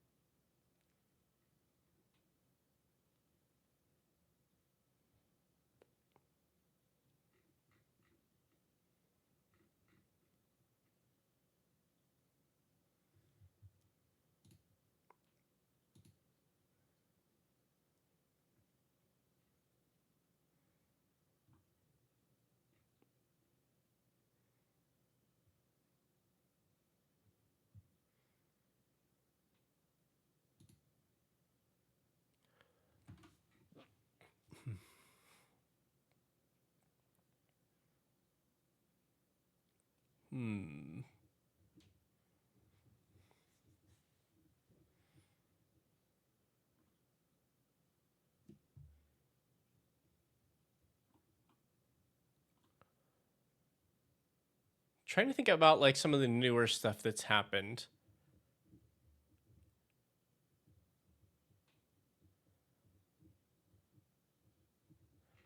How many attack triggers do you have here? It's like, you of course have a Nimba Call.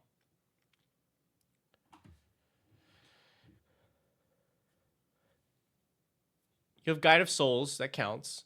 We're making enough where we could pay that twice. Headliner. Strike Leader. Arabella. Bulwark Ox. Adeline.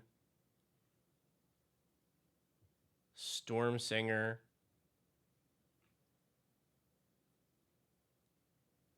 Neali. Aurelia. Sentinel also. Huh.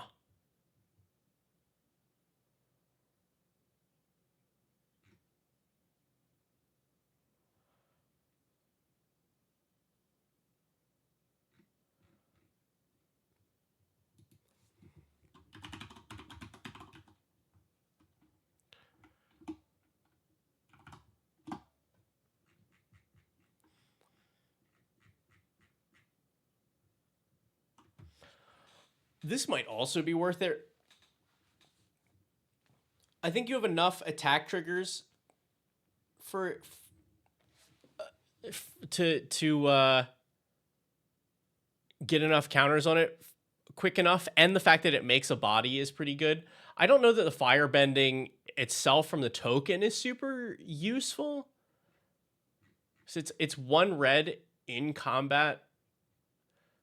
I mean, it's like, at the worst, I guess it's you dump it into like a Thrill of Possibility or something. But I don't think you have a lot of outlets for it. I'm maybe selling myself off of it now.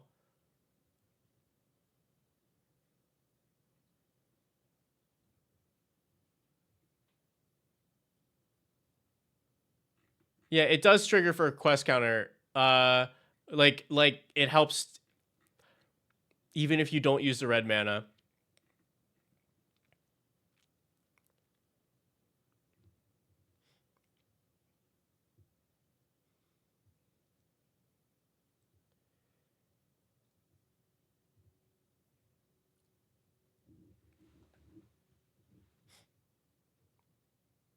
Yeah, I like this here. Maybe more than the Windcrank Siege. Because you're probably turning it on within like 2 attacks.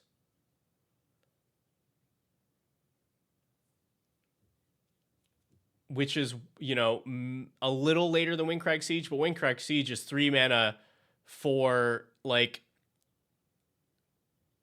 maybe do nothing if your opponent is if an opponent is disrupting your plan.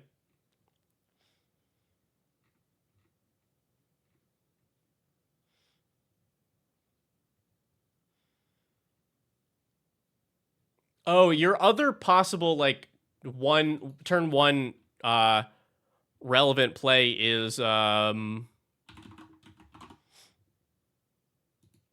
Lava Spur Boots. Sure, it's going to cost you 1 to equip. I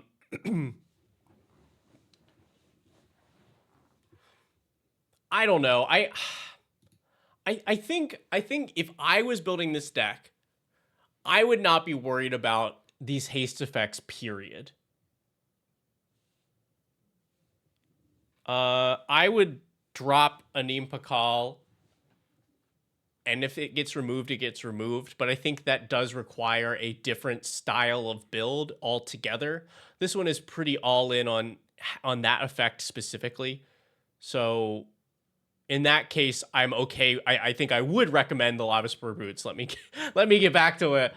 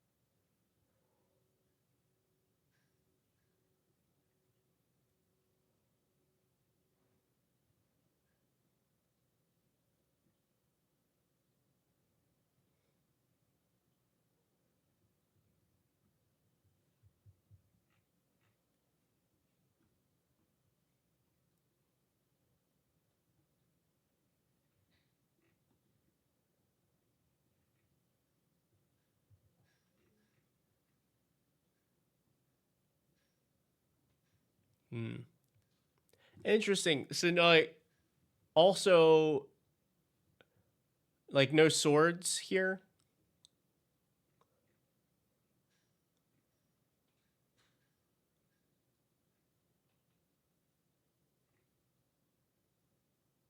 Bloodthirster. I mean, like, swords cost money. Not that swords.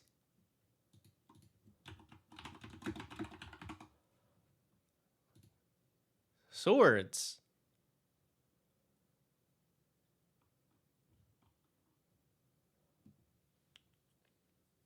Like, yes, it's one of the most played cards in the entire format, but it's efficient.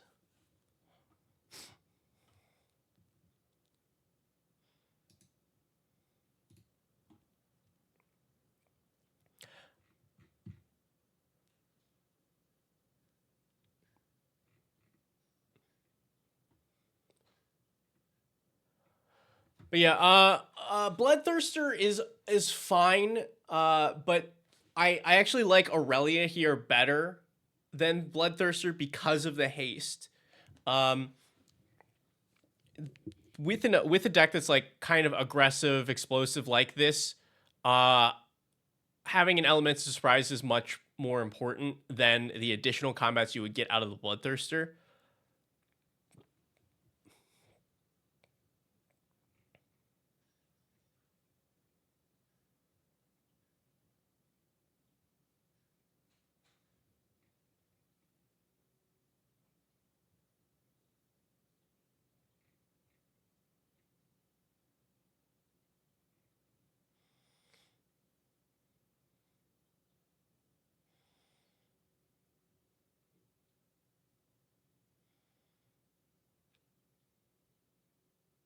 Hmm. I'm even considering if you maybe cut this Ornithopter of Paradise here. Because, like, we're not worried about the extra mana. We're hopefully going 1-drop, 2-drop, Anim Pakal, start swinging. I think I'd be sad if this was my 2-drop. I'd much rather it be any of these. Like, maybe this is the cut for, like, Firebender Ascension.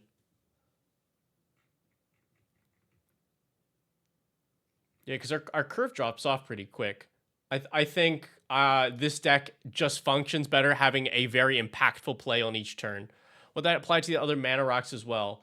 Those, I'll take a look, but I'll show you why it probably doesn't. So what your other rocks here are Arcane Signet and Talisman of Conviction, which tap right away for mana. So, with all of those brand new relevant 1-drops that you added to the deck, that changes how you view those cards, because you're still able to develop your board on that turn, if just a little bit slower, in exchange for developing faster on each additional turn. With Ornithopter of Paradise, you cannot develop at all on that turn. And it may become relevant later, hopefully, because of things like that are putting counters on all your stuff. But the 2-mana rocks that can produce 1 right away is much less of a tempo loss and is worth the exchange for the extra manual on the each of the other turns. But those are even cuttable. Like, I would not blame you for cutting them, but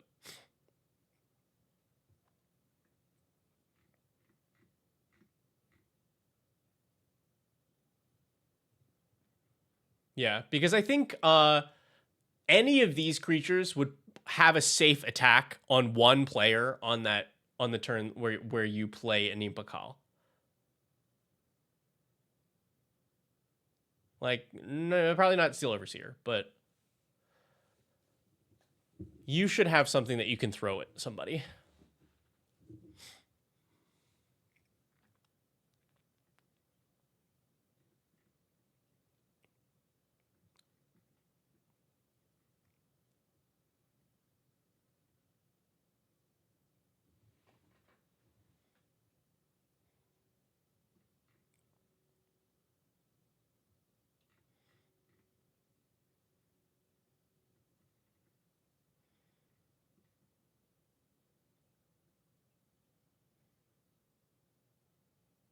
I'm now doing a pass on like removal stuff, because this is definitely a deck that can run a little bit lighter. You just need to solve very specific problems. And you are hopefully doing it while also continuing to develop your board.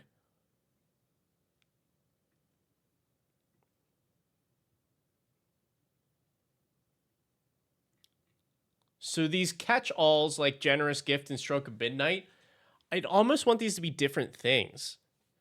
I'd want them to be like cheaper, more specific removal.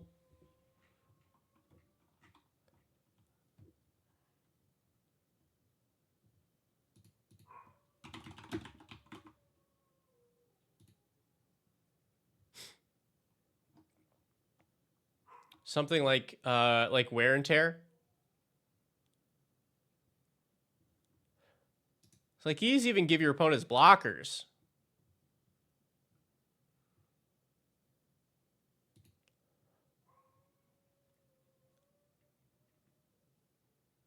Yeah, because for the most part, you're just going around or through obstacles, and you might want to change. Like you probably have to be really specific about what you decide to remove. But I think this deck just is better if it goes like develop, develop, develop, develop, punch, punch, punch, punch, and when it has to get rid of something, like somebody has an enchantment that's like preventing combat damage to them or something, then you're like, great, hit it for one and continue to develop, and that I think is a better way to approach this. Because also, if you make it to the late game, like your chances of winning go just continue to go down and down and down. Thousand Moon Smithy is not in this, as far as I remember. Yeah.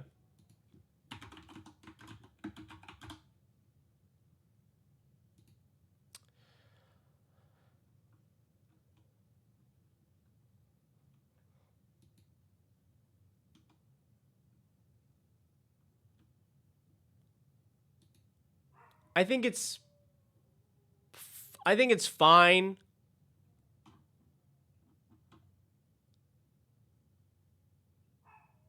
I think it's fine.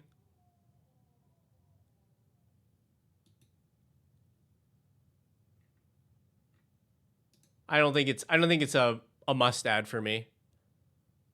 The gnomes get so huge. I mean, yeah, the one specifically from that. But we don't need that. I don't think we need it.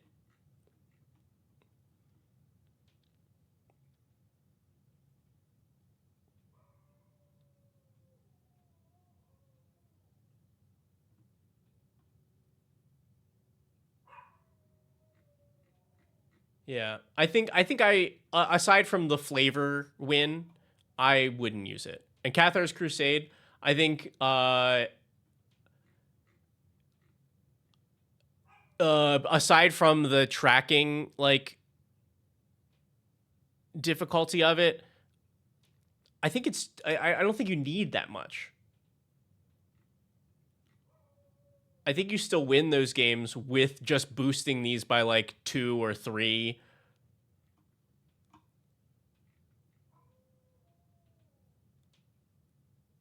Like 5 mana is a commitment.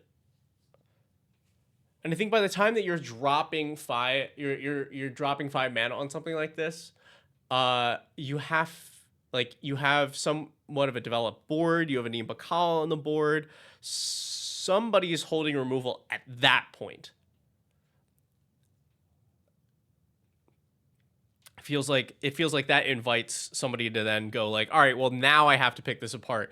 You want people to be like tearing their hair out trying to decide when to stop you, and that one makes it a lot more clear.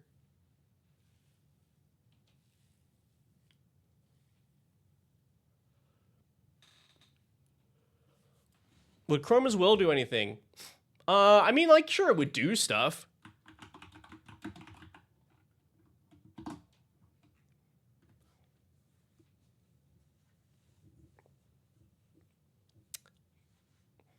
But like, I guess if we think about it a little bit, so the vigilance we lose out on because you want to cast this after you've made a bunch of attacking gnomes. But you would get flying and double strike. We've kind of touched on how double strike is not as effective as just like a static boost would be, since our creatures are small base. It's much more effective if we have other things that are already in play, which is not unlikely, but it's better if the stuff works by itself. And then the other part, lifelink, indestructible, protection from all colors. I think it would be fine in this deck. Like you could replace like Unbreakable Formation with it. They're doing about the same thing. You're not casting Unbreakable Formation on turn 3, so the mana value doesn't really matter that much. Um,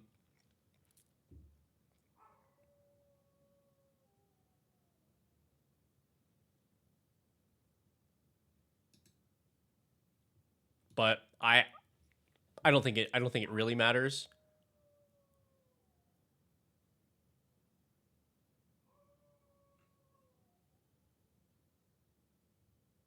I think it's a bigger deal if it's something like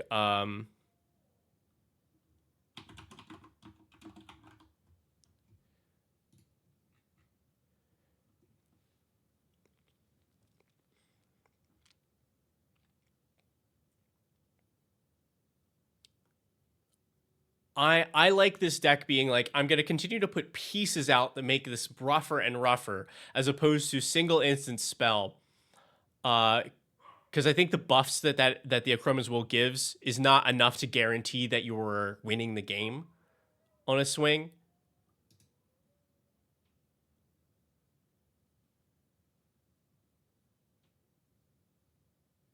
But like I would rather something like this in that slot. I don't think you need either, but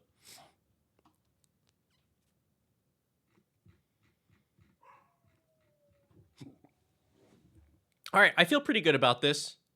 Electman, do you have any other questions before we start on an upgrade?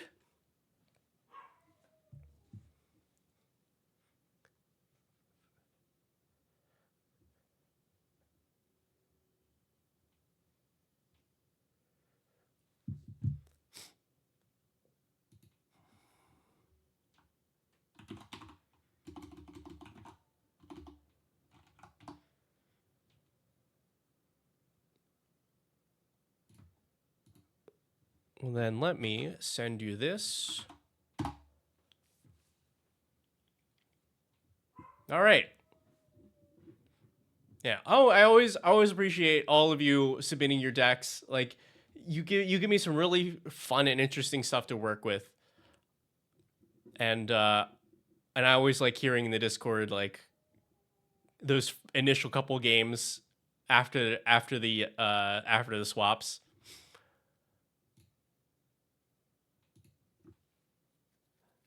I'm gonna be right back. I just need to get like a beverage and maybe a non-candy snack. And then I'll see you in a sec. I think maybe we'll go over some individual cards that have been spoiled, and then we'll touch on. I think let's just go to the.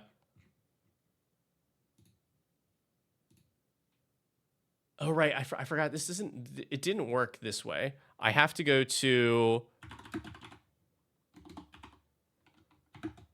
I need the commander decks. For some reason, the lists on Mox Field are not quite updated yet. But if you copy them from here, then they can add the cards. So it's like all the cards exist.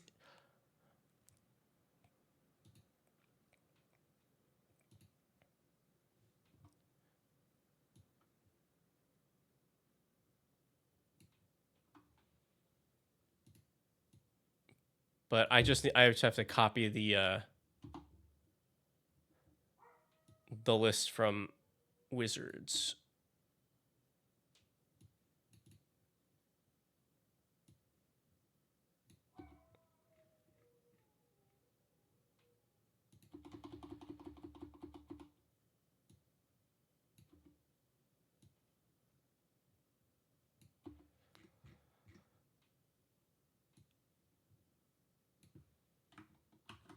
Copied. Okay.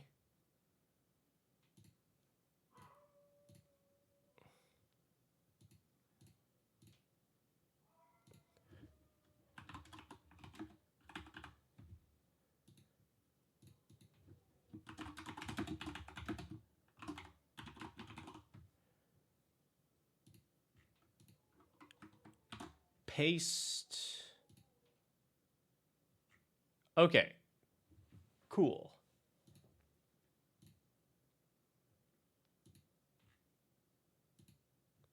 Yeah, as I examined the the elemental list a lot more, and so now I have to actually go through and see what I'm doing with this. All right, we'll see you all in just a moment after I get my drink and snack.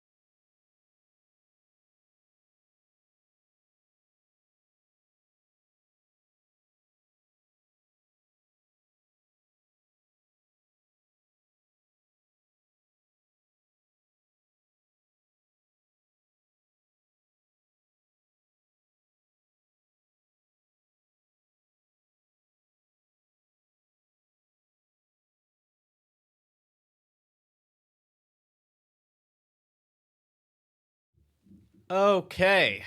I ended up just getting some water. I think that's good for me for the moment. All right.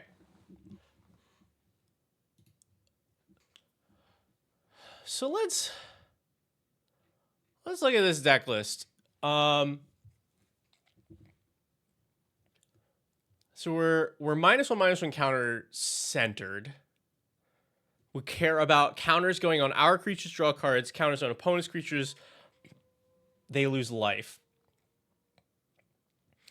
I think ideally first we just do like a scan, cut some of the filler, and then see what we would add.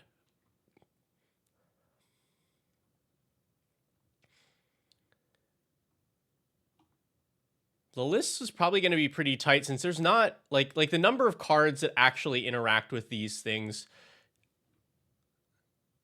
is low.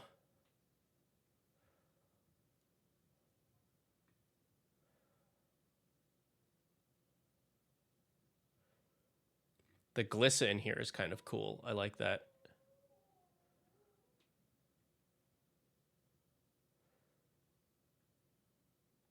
Yeah, this deck must have been like pretty easy to build for Wizards, just because like the card pool is limited. Feel about the 7-drop that makes Saprolings and doubles counters. This one.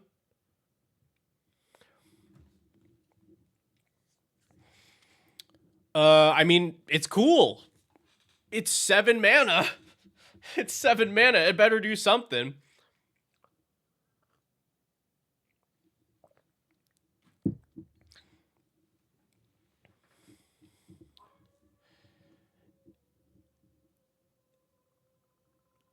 I think it's pretty fine.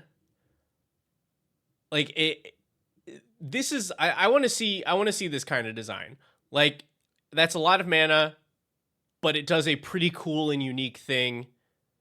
Like both things are fun.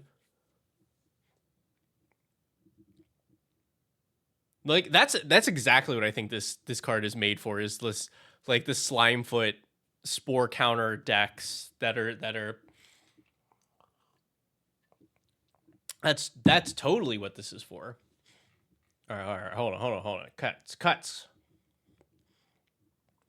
The Tree of Perdition also the reprint excellent. I really I needed one of these. And hilarious because you just minus it and then trade somebody's life for like 5 or something. It's great.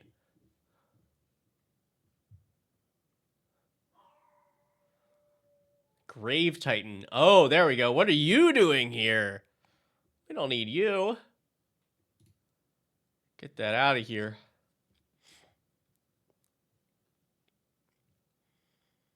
It's cool. Yeah, this is going to be hard to cut down.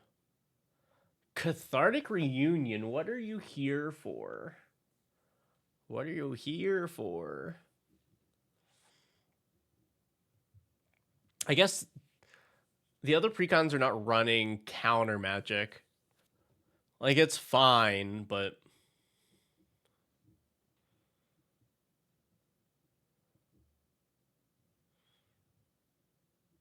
this has like a little graveyard interaction, I guess.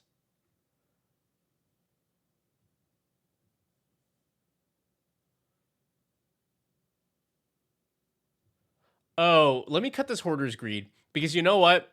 This card is fine, and it's a fun Lorwyn reprint, but when it's getting played against like the 2 copies of the Elemental list, it's not going to win this clash. You would definitely pick the other player. I feel like it's a cute reprint and one of the worst cards in this deck. This is also probably pretty bad. Just, it's not quite enough for 5 mana, you know? Also, like, Harmonize. This is just boring to me. It's a boring card.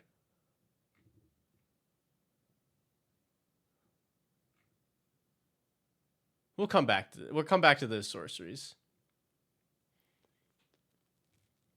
Yeah. Also, the Fire Covenant reprint. Like, when was this? Yeah, that I like that.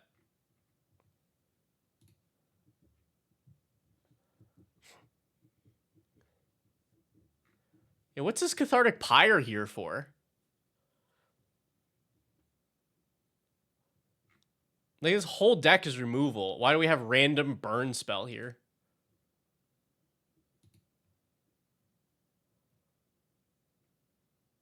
Like, I'm kind of inclined to just bin both of these too. Chamil also super random. Like, was this card really $25? Who's playing this? I don't think I've ever played this card.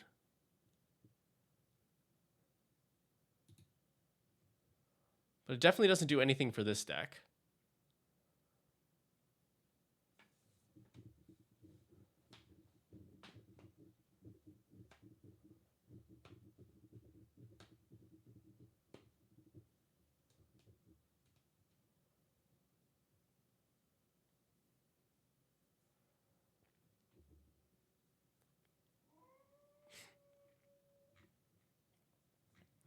Okay. Oh, and I'm cutting soul rings from all of them just like as an extra slot to make it interesting. Like, whatever your opinion is on the card, that's why I'm cutting it. Just like none of the decks will have them.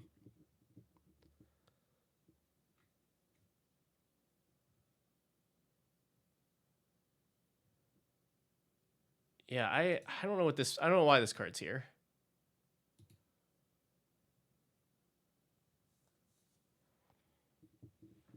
We've caught like 7 cards.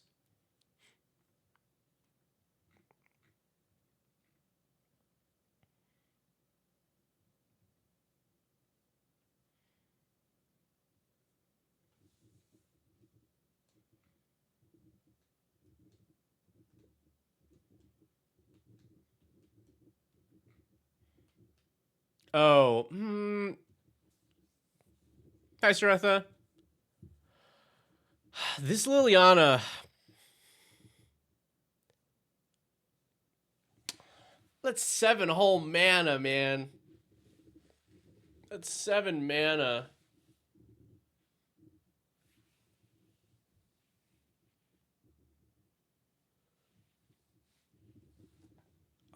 I think this is bad. I think this card is bad.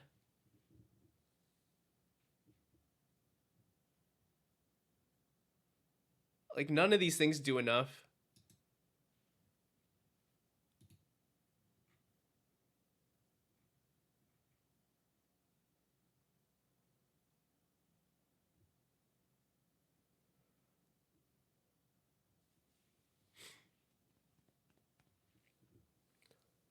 That could work with Blade from the new set. Yeah, it could. It could, but I just like feel like the rate on it is pretty awful. I got plenty of other good things that are working with Blight.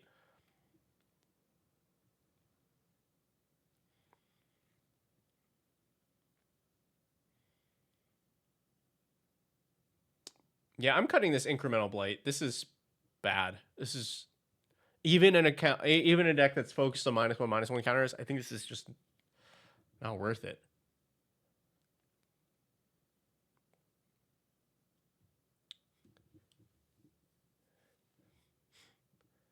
Like, if this was distribute 6 -1/-1 counters however you want, then I'd play it.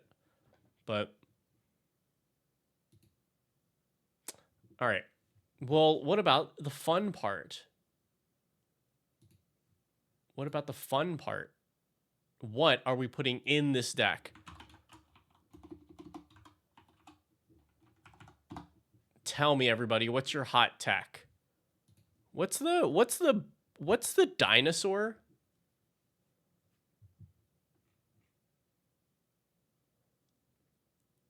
Oh, and I guess we have to. I have to decide if I actually want this card to be in the deck. Ooh, generous patron. I like that. So, Nest of Scarabs. When you put 1 or more counters on a creature, create that many 1/1 insects.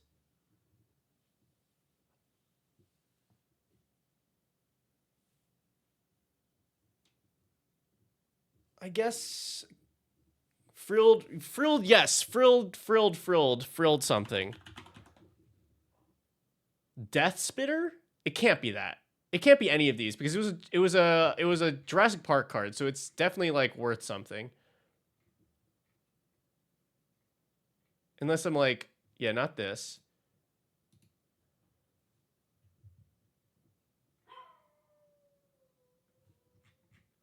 All right, hold on. I'm putting, like, I gotta put the stuff I'm adding into the side.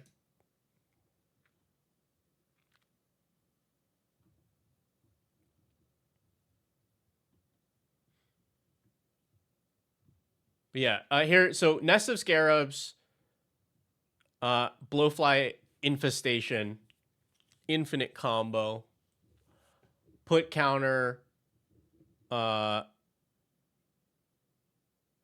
well, right, no.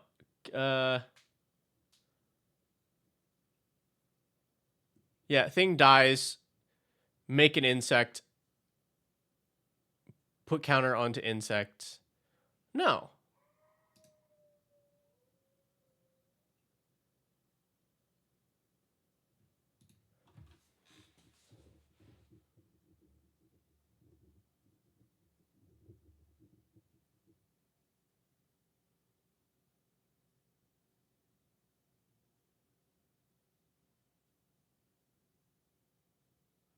Hold on. My brain is like, this doesn't work, right? You need like another thing. Because the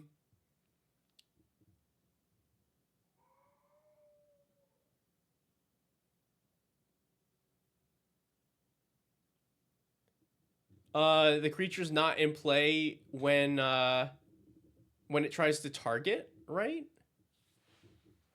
I don't know why I can't process this right now.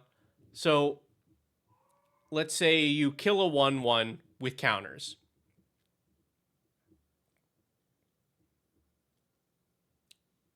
Yeah, Nest of Scarabs. Yeah, you need more things. I think I think we add this because I already made the Ashling one. Like, was gonna do some shit.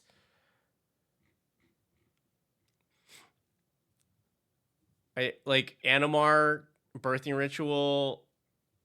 I think it's gonna do some stuff. Cut Blowfly. I think I'm not gonna cut any of it. I think I'm gonna leave it.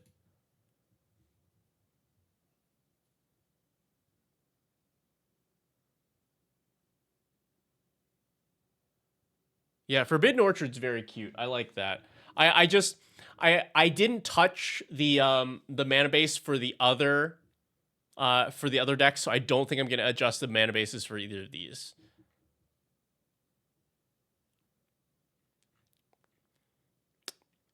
Oh, Maha is terrifying. That's dirty.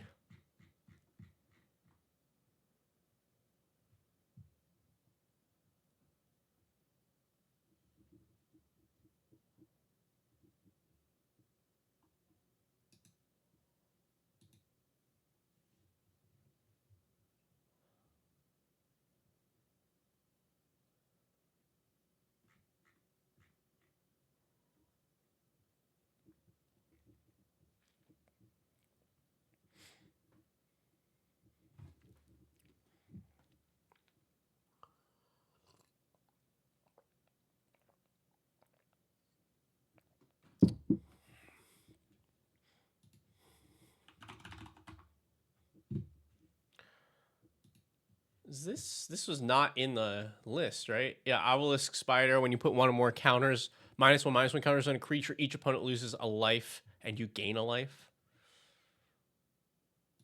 We'll definitely run that. Crumbling Ashes. I think that's the thing I'm forgetting. Crumbling Ashes. That's a $16 card. That's like an uncommon, right? Beginning upkeep, destroy target creature with a count. Right? Yeah. If playing Maha isn't Reaper a better commander, I mean, like, yeah. Well, I guess I'll have to see, because that is a good remind, because we're cutting Reaper so that both decks don't have both commanders. So maybe the Maha ends up in the Reaper one.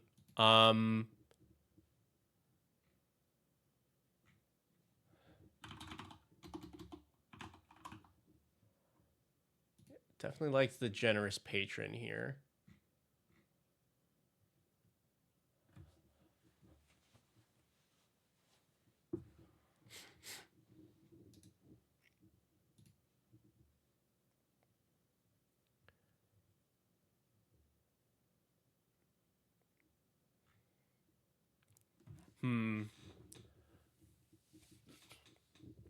Yeah, who gets Yawgmoth?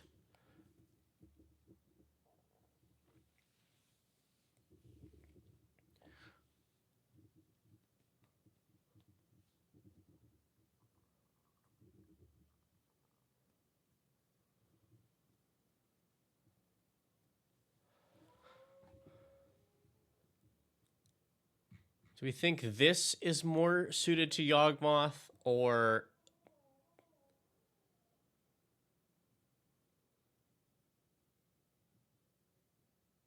I think this one wants Yawgmoth. Yeah, and I think we put the Maha in the other one.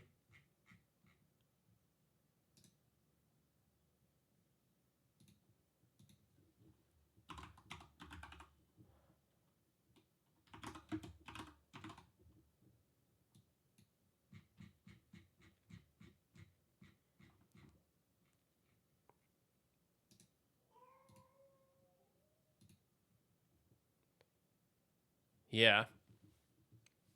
Man, this is... Because the tough part... So the pod is 2 of each precon. 1 using each of the commanders from it. But that means that there's 2 -1/-1 counter decks at the table. And sure, there's 2 elemental decks at the table, but those don't care. Hey, dog boy. Okay, let me... I want to figure out what that dinosaur is. And then we'll start doing yours. It's got to be this, right? Yeah. Spitting Dilophosaurus. Enters or attacks, put a counter on a target creature, and creatures opponents control with -1/-1 counters on them can't block. Yeah, I don't think we're gonna finish this soon. And this is easy to come back to. So let's...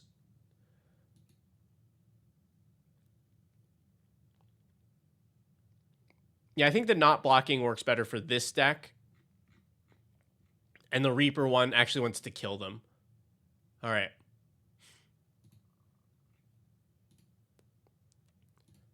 Do the old duplicate.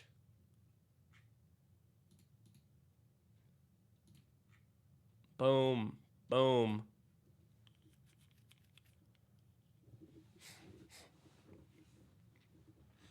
All right, dog boy.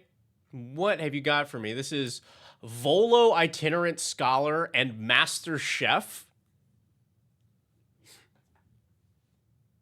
So Volo enters, create Volo's journal, artifact token with hexproof. When you cast a creature spell, note one of its creature types that hasn't been noted for this artifact, and then you can pay 2 and tap it to draw a card for each creature type noted. Draw a card for each creature type noted for target permanent you control named Volo's journal. Yes. And then Master Chef is things enter with an additional counter. So let's see. Let's check out your notes here.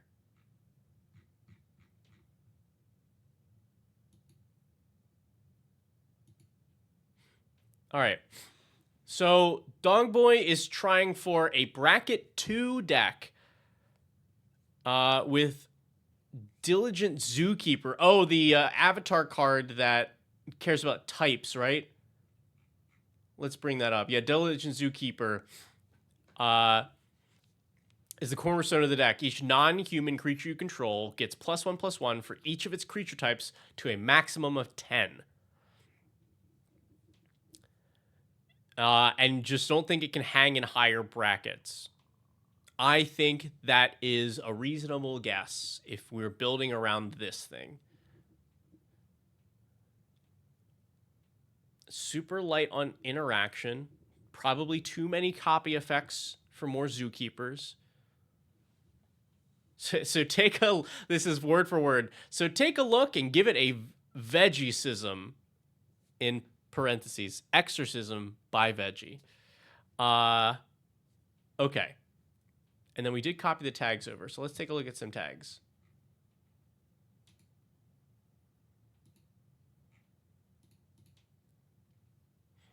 All right. So yeah. Volo should be able to draw a bunch of cards since all of our creatures probably have a bunch of types and then stuff's coming in with extra counters. Sure. All right. Yeah, creatures with 3 or more types. Solid.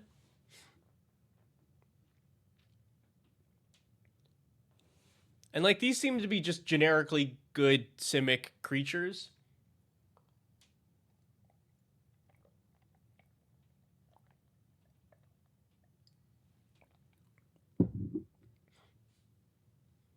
Oh yeah, the party creatures. It's good thinking. And we just have to... they can't be humans. The Spider Ham is very funny because you have to like... You have to check to see which of your creatures with multiple types have the ones that this cares about.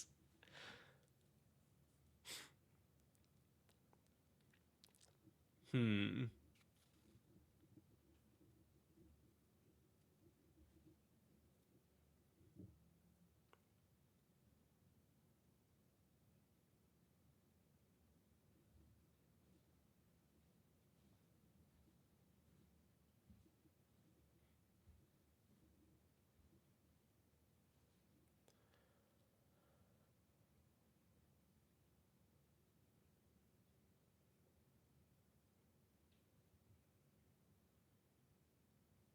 I forgot sand as a creature type. Sand is a creature type. It is not. This is not the first creature that has sand as a type, as far as I know. This also the ones from Hazazon have sand as a creature type. But that's funny. Okay, and then like we have a light like +1/+1 counter synergy since we're in Simic. That's cool. Okay. Yep. Nice. We can add more types to our creatures.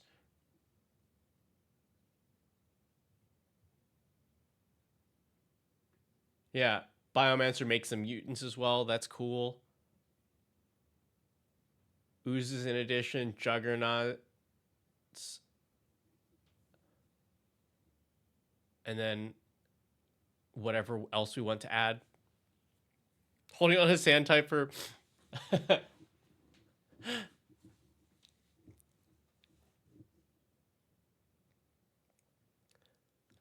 Yeah, I saw a board game the other day in a store that was called Sand, and I was like, oh, I hate this game.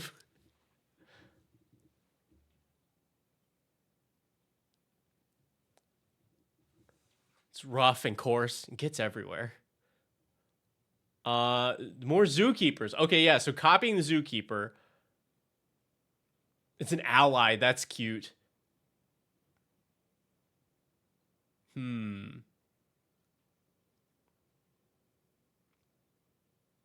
Do we have ways to get the zookeeper? That's the thing I want to see then. If we have this many slots dedicated to cloning it, then I think you can get the old bracket 2 tutors out.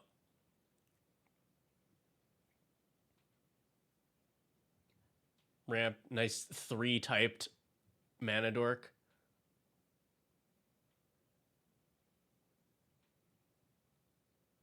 Zookeeper tutor. Look at that.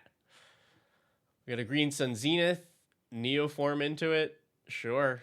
Quarter Calling. Okay, okay.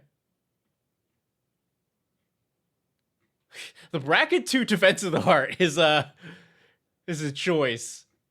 Like I honestly think in this deck it's pretty fair, but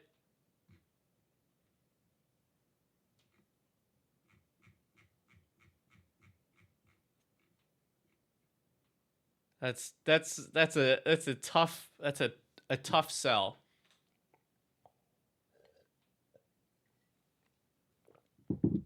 Long list of the ends. That's also very cute. I love that.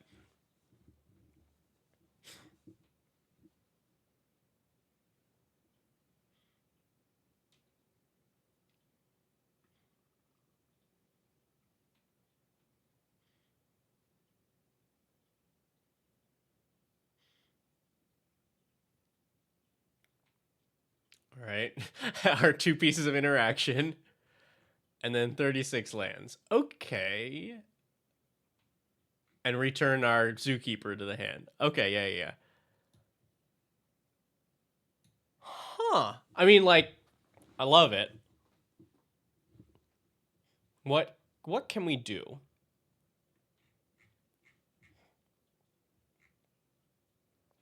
Okay, so for one, I'll just make the call here. I don't think Defense of the Heart can be played in bracket 2 deck. Period. This card is just too strong. And then you get into this weird space of like, okay, but I'm not using it to get my best stuff. I'm just, I think this is fine if you just like. There's got to be another tutor.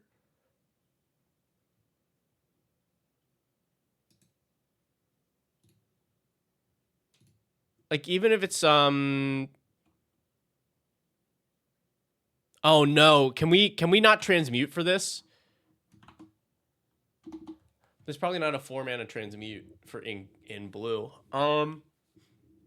Worldly's a game changer though. We're staying in bracket 2. Yeah,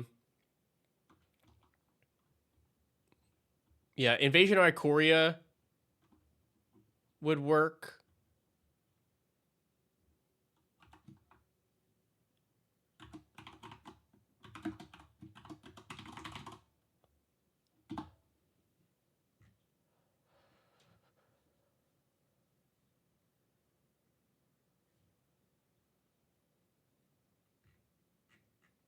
All right, I gotta be in. Oh, you could do Archdruid's Charm. That's a great card. Yeah, no transmute for 4 in Simic. That the 4 is only in black.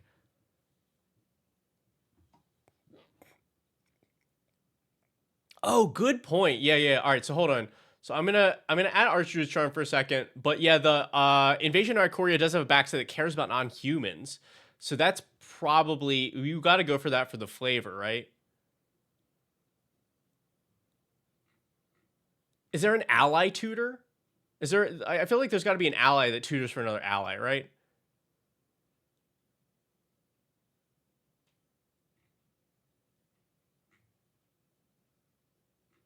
All right, I gotta not look through all of this.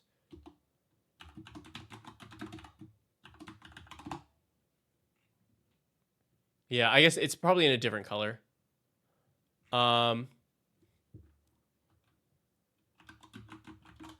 Oh, Invasion of Korea only searches. I'm gonna unsort by tags now, because that is the best way for me to process. Right? Yeah, it gets a non-human. Ah.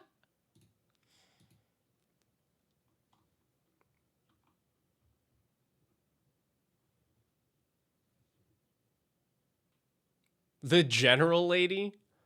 What's the general lady? Oh,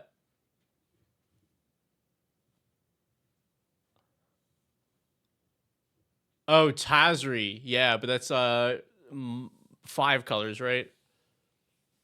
We need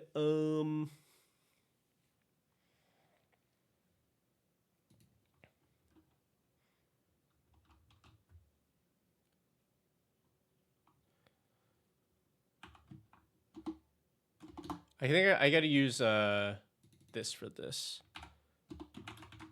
All right, commander, blue green, search, creature. Okay, because I don't want to look through all 300 cards, but we'll do the EDH rank cheat.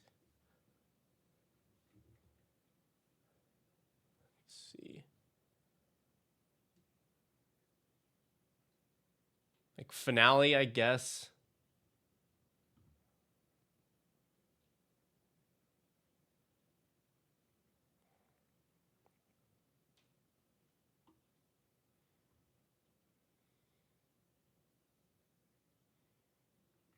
You do Fauna Shaman.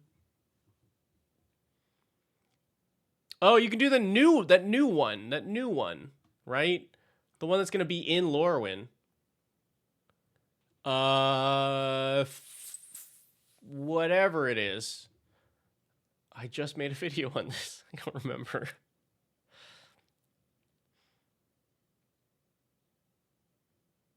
Maybe it's Nature's Rhythm.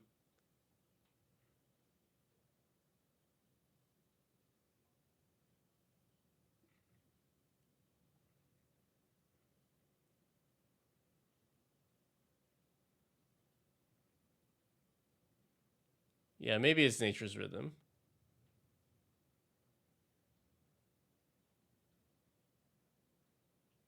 Yeah. Is Sylvan Tutor? Sylvan Tutor is not a game changer, right?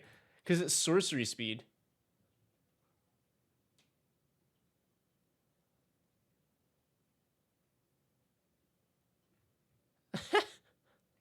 Yeah, there we go.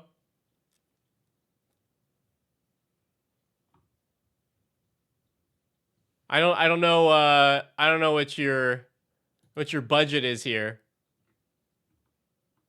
So I think Sylvan Tutor, if you got, if that works for you, and if not, then you probably just do like you probably just do Nature's Rhythm. I like that it gives you another tutor later.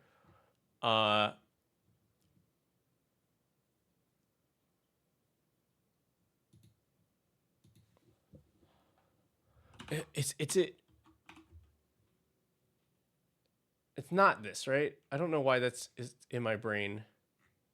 No, that is right. Formidable Speaker enters, discard a card, search for a creature, and then do we care about tapping, untapping? Oh, you can untap. You can untap Volo. You can untap Volo, draw another billion cards.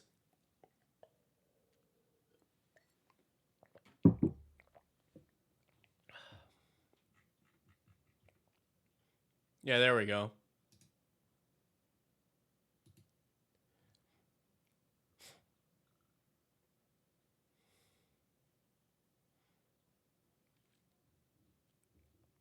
Okay. We might come back to like more ways to get to Zookeeper.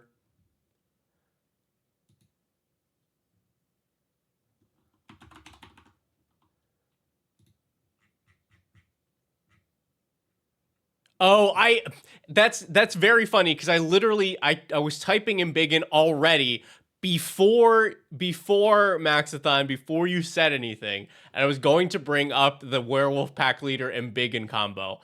So first of all, I think Embiggen should be in here anyway. It's super on theme. Just because it cares about number of types. So a lot for a lot of creatures, it's gonna be like +4. But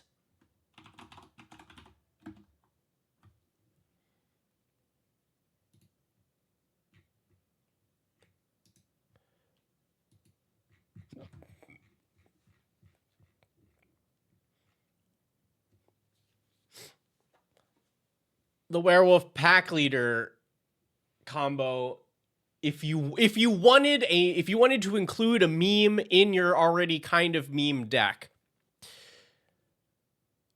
so you have Werewolf Pack Leader, and you, through whatever means you want, give it Changeling. There's like equipment that does it. There's spells that do it. Whatever. You give it Changeling, so it's all types, and you activate its ability, which removes the human type. So with Diligent Zookeeper, it's then gets +10, but with Embiggen, wherever we put it, it gets +1. Oh, I put it away, right? It gets +1/+1 for every type, every creature type that it has, which is every type in the game minus human, whatever that number is.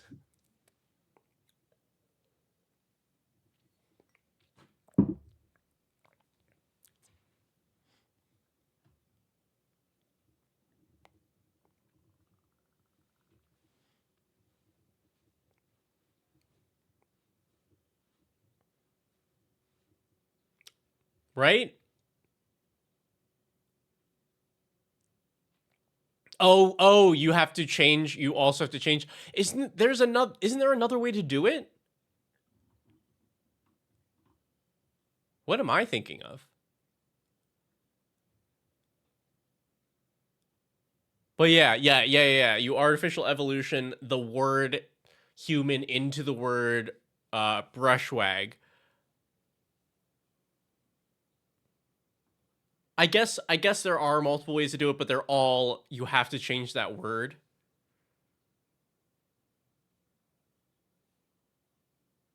But yeah, it's a lot of pieces that where an Embiggen is really the only one that synergizes with what you're doing.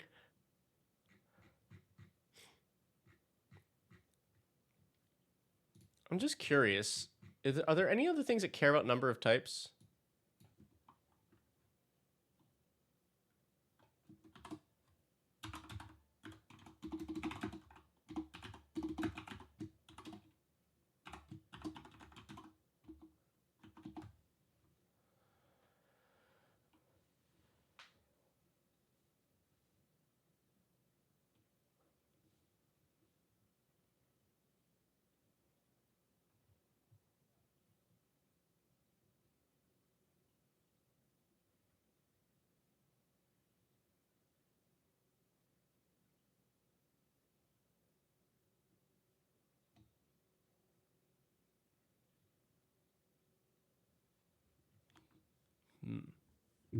I mean, well, now you have, you at least have, Embiggen.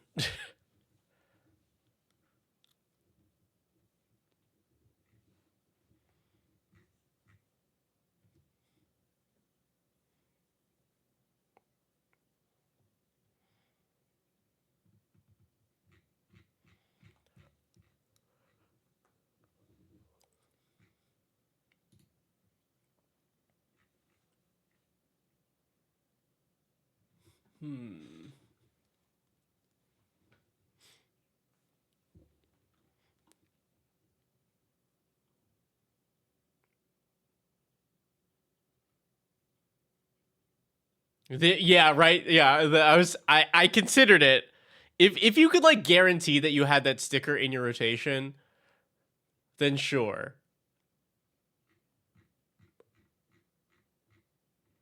Um. Hmm.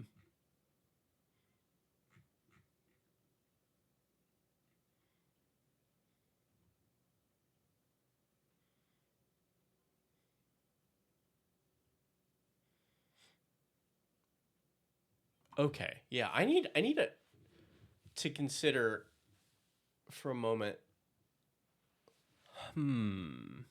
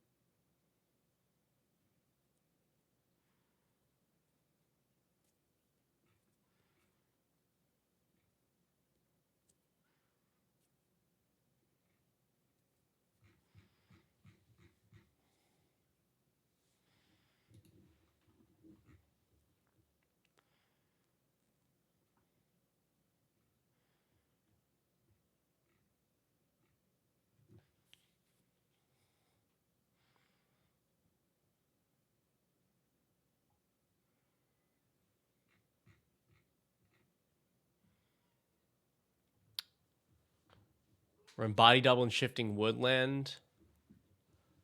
What's our type spread? I don't know that Shifting Woodland actually gets online. Maybe it does. Also, like we're not running like any fetch lands or anything. Lazotep Quarry, doesn't that care about?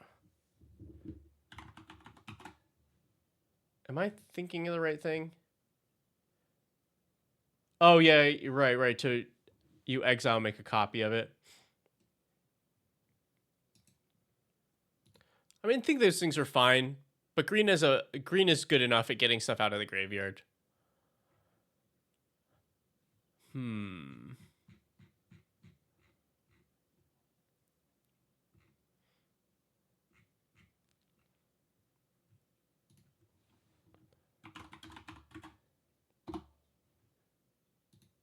I feel like Quantum Misalignment is a good choice here since you get 2 copies for 5 mana.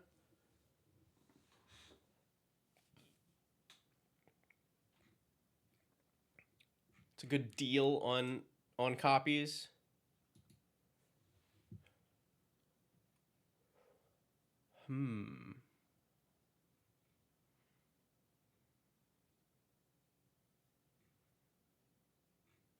Yeah, what do we want to do with this?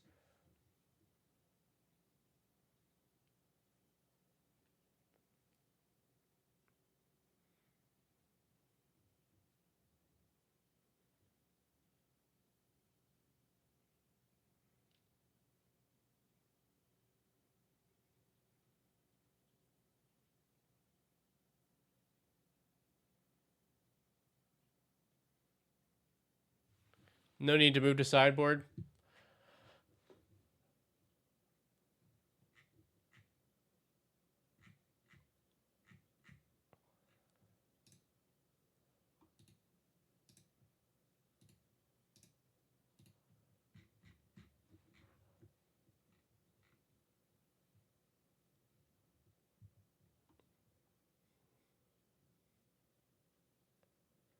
Okay, the Descendants path is... This is bad here, right? Reveal the top of its creature card that shares a type with a creature you control. But our types are all over the place. Like, it works out if you have one of these types of effects on board, but then you still have to hit a creature. And our creature count is 38. That's pretty decent, but like, what extra value do we get out of it? Like, our top end is 4, really, minus these two. I would definitely cut this.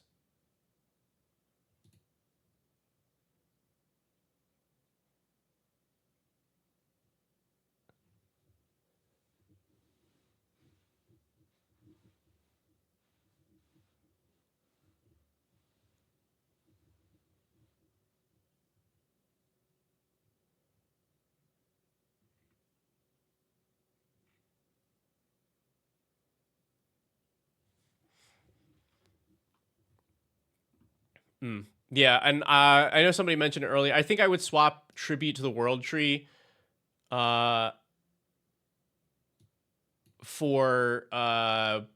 what's its face? Beast Whisperer.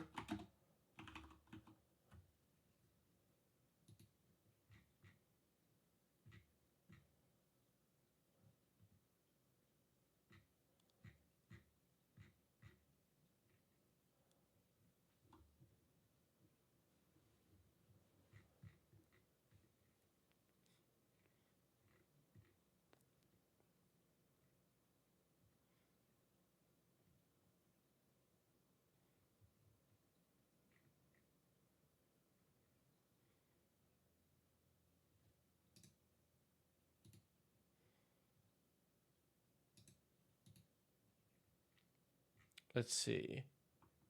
Gadgeteer. Is this just here to reduce the cost of active... What is this here for?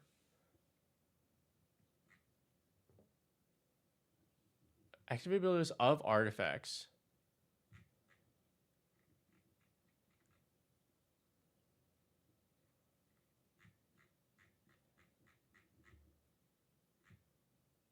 It has 3 types. Oh, but it doesn't do anything else.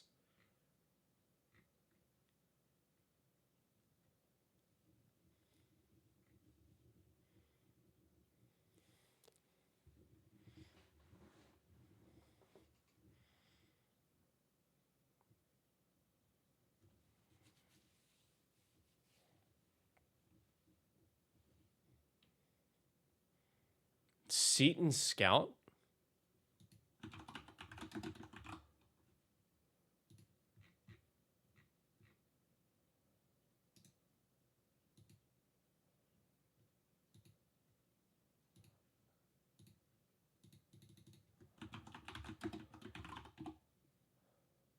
Centaur, Druid, Scout, Archer.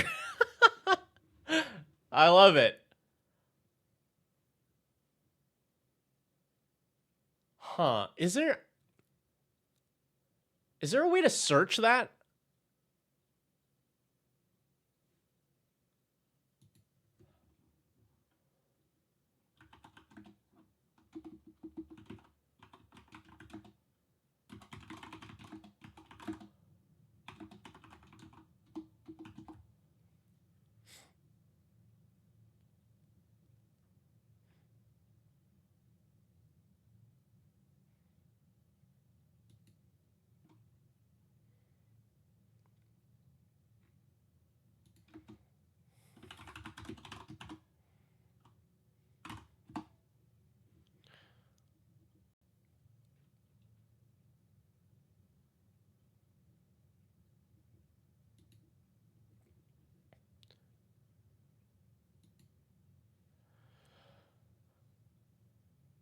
Well,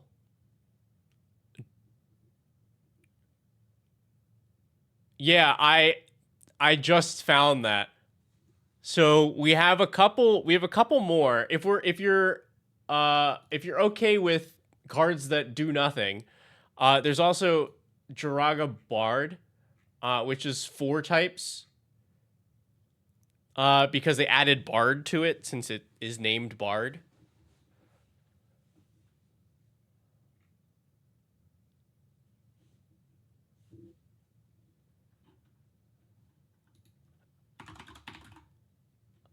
And then Turn Timber Ranger, I'm assuming also got Ranger added. Yep.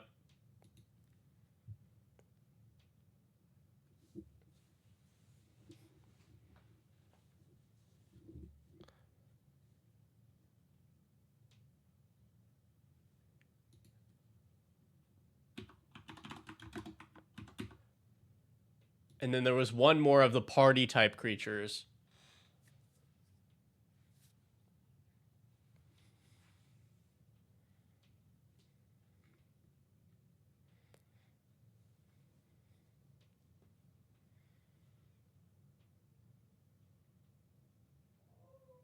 Oh, this is all. Yeah, this one's a human. Okay.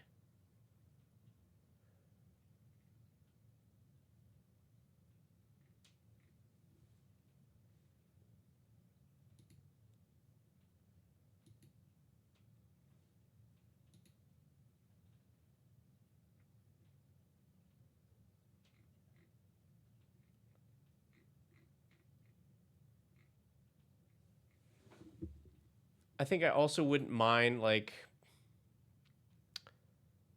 Yeah, we have like a light ally thing going on.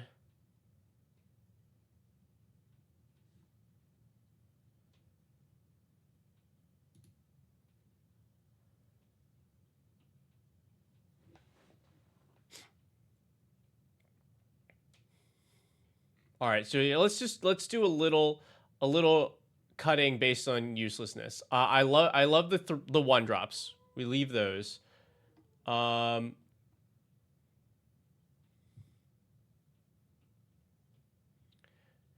Do we feel like the animal attendant is worth it here?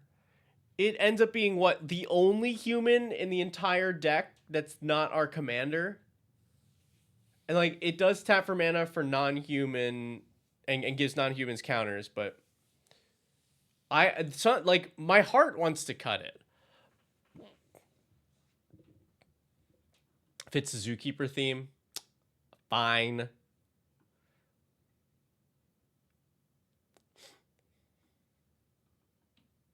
It can't cast Zookeeper. Yeah, it can. It taps for mana of any color. It just if it's spent on a non-human, it gives that creature a counter.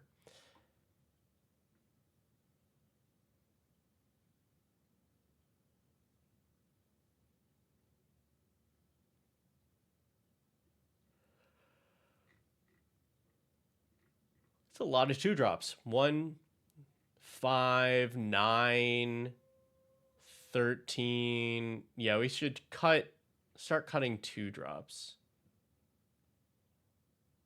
So this ends up being a 2/2 flyer.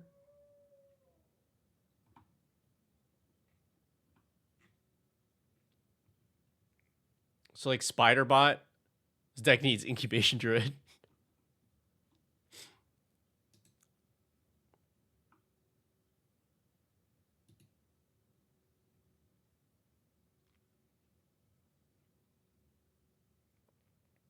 Like the rest of the 2-drops do stuff.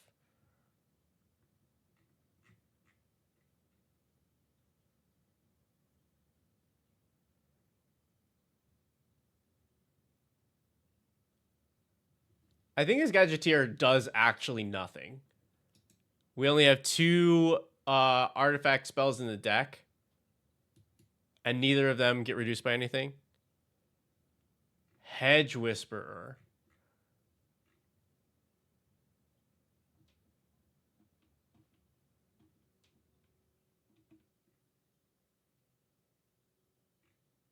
What is Hedge Whisperer?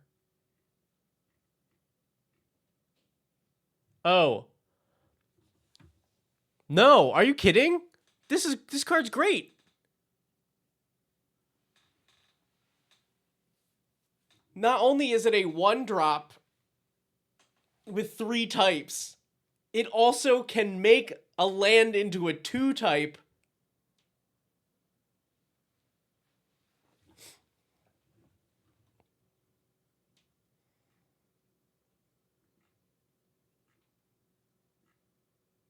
don't like Gyre Engineer? Look, I think we take what we can get here.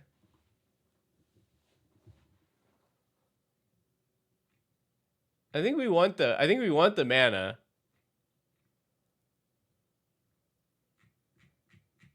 And then Animal Sanctuary, let's see. No.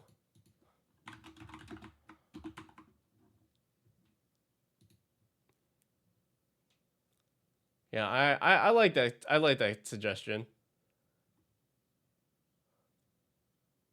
Is Piece doing a lot? It's 4 types. I don't think I'm cutting anything that has 4 types because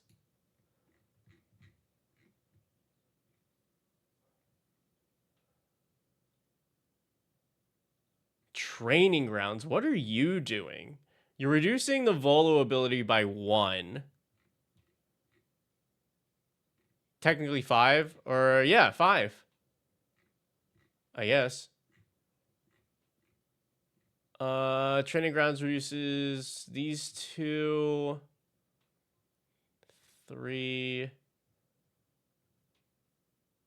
I don't think it reduces this because this is activating from the graveyard.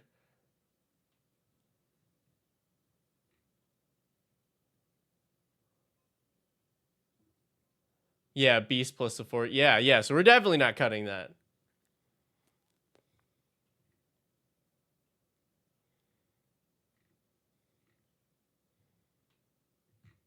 All right, yeah. We're definitely cutting the Training Grounds.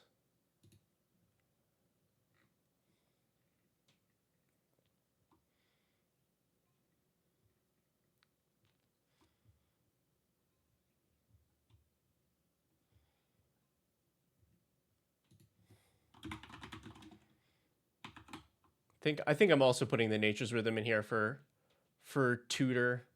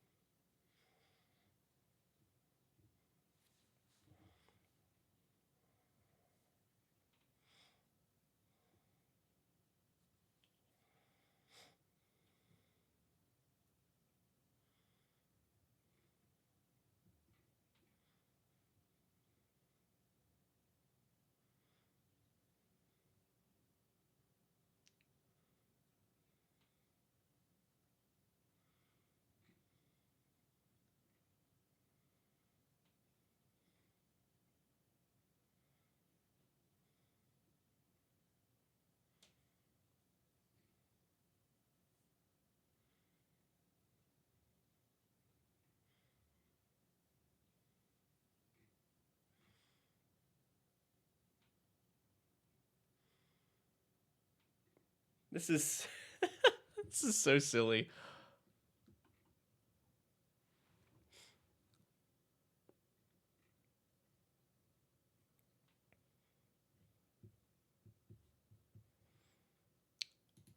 What else?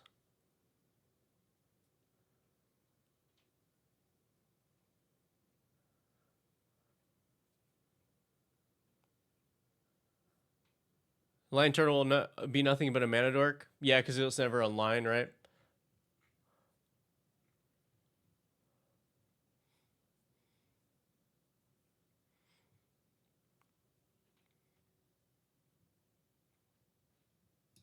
Yeah, it's not. I was like trying to decide if there's a way to cheat it, but not really.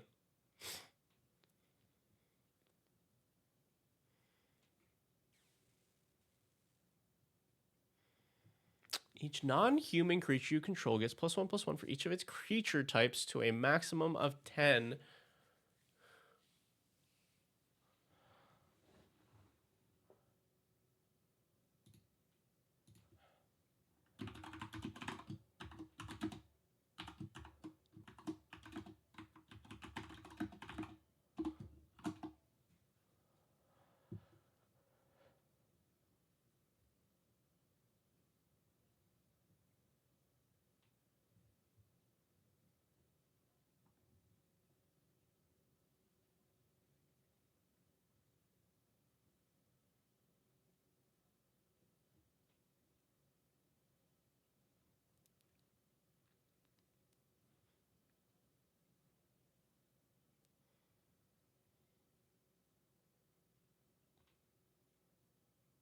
Oh, that's interesting. The job select equipment usually grants a creature type.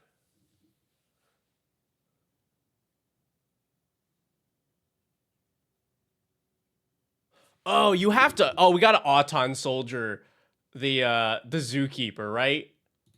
Is that's not in here, right? Yeah, yeah, yeah. Love Auton soldier. Clone, but has myriad. Yeah. Now we're talking.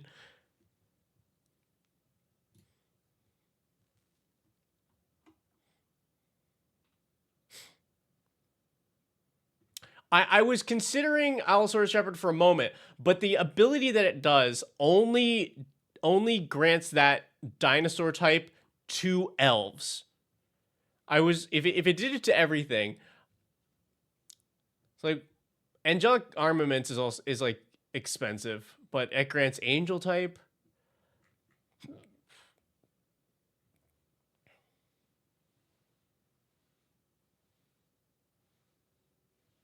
Ooh, Brotherhood Regalia.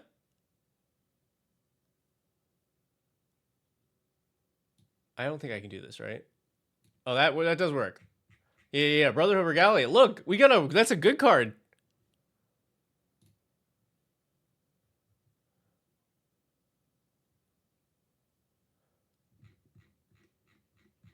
All right. We'll toss this Allosaurus Shepherd in here. See how we feel about it in a moment.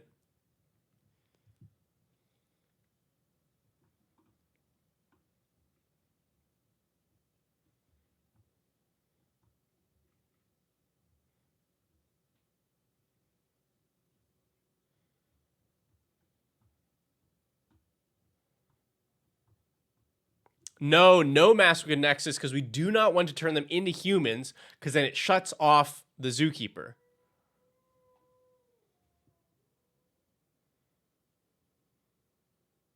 Oh, Deceptive Frostkite. What targets do we have for this? Because it comes in as a copy, but it's a dragon in addition. What creatures do we have that have power 4 or greater? Like, how Volo's definitely not a 4, right? No.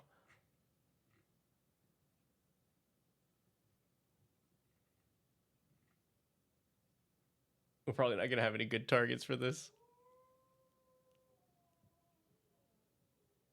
Crassus.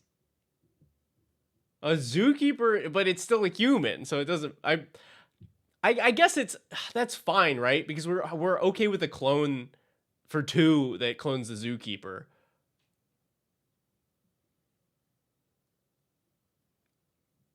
And I guess with the Zookeeper out, everything is probably a 4. Yeah, yeah, yeah. All right, all right, all right. Deceptive Frostkite. This is... Can copy Zookeeper, can also copy anything if Zookeeper is out. Flesh Duplicate is better? No. Not in this case. Like, generically, sure, Flesh Duplicate is better, but does it grant another type? Yeah, we do need to find, like, some ways to protect it.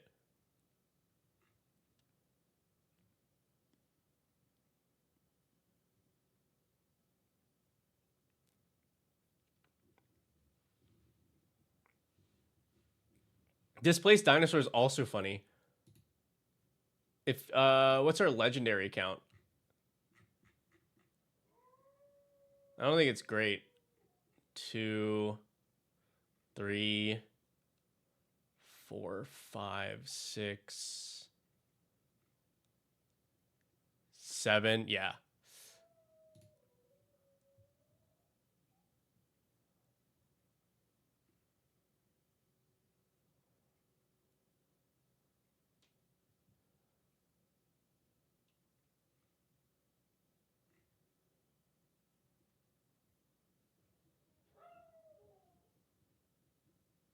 Stubborn Denial is good protection. Yeah, while it's out. Yeah, yeah.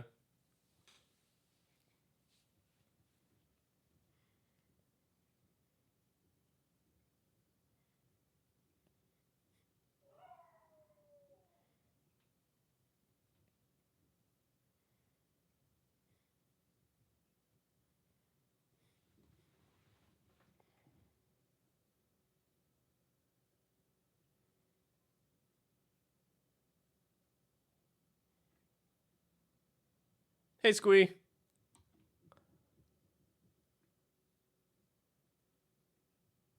Oh, Glass Bolt Mimic. Is that in here? This gives 2 extra types.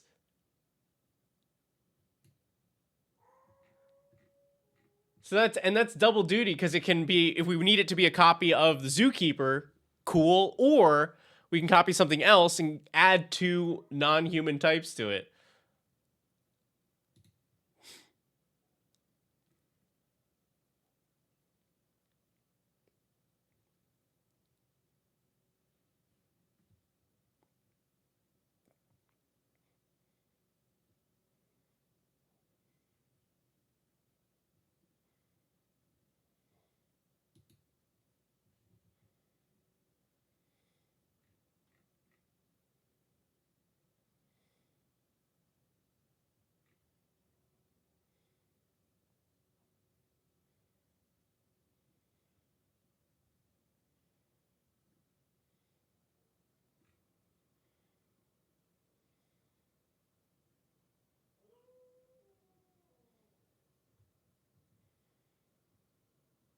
Ooh, Malleable Imposter 2, copy of an opponent's thing, but adds 2 types to it. So that should be guaranteed at least 3 types, unless you're copying a fairy or a shapeshifter. Like we're making some progress here.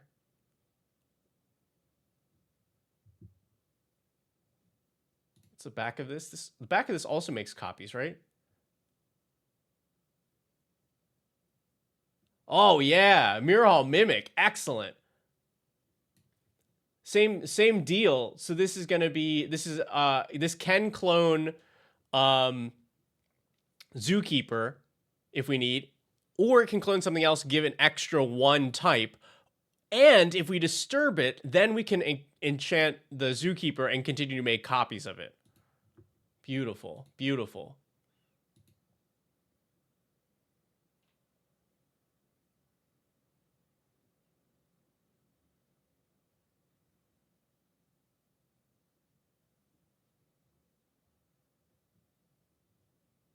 Oh, yep. And Mockingbird, same thing, same thing. Okay. This creature's type becomes the creature type of your choice in addition to its other types until end of turn. So it's just like it's a shade. You pay 1, add a creature type. That's funny. That's funny. Is it like I'm putting it in the list, and then we're gonna once we put this together, I'm gonna put a bunch of cards in, and then I'm gonna cut it down from there.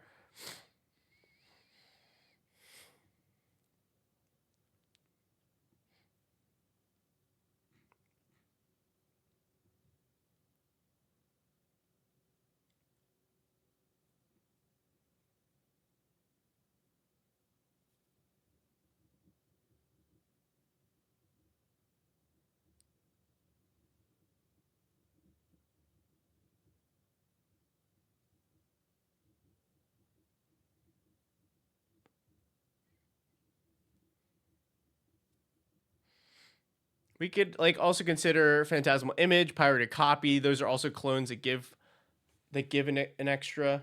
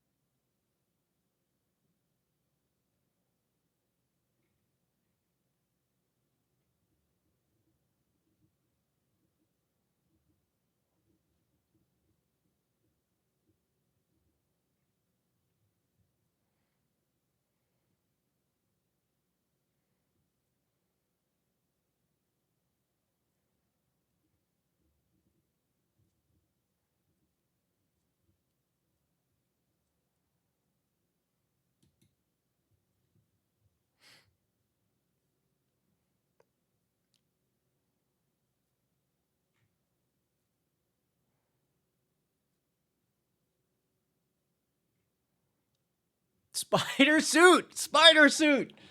Spider suit adds 2 types.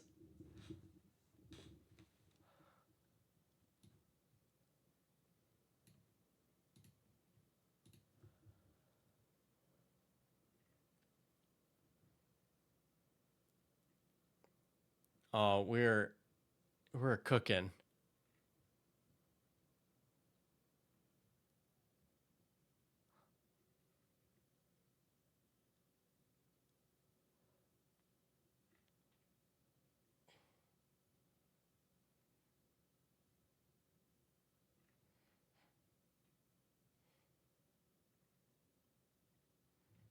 Is there an equipment that will remove human from zookeeper?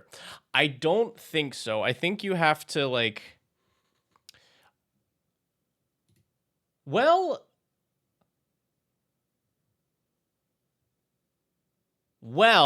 you know what? Why not? Why not run artificial evolution here and the change the zookeeper's ability to like, you know, non-Necron or something.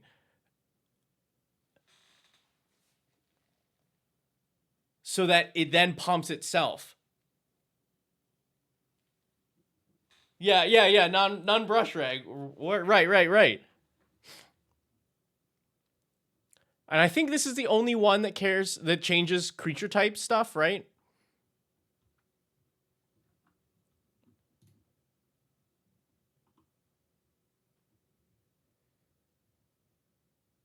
Oh, Visage Bandit. Another clone that adds 2 types.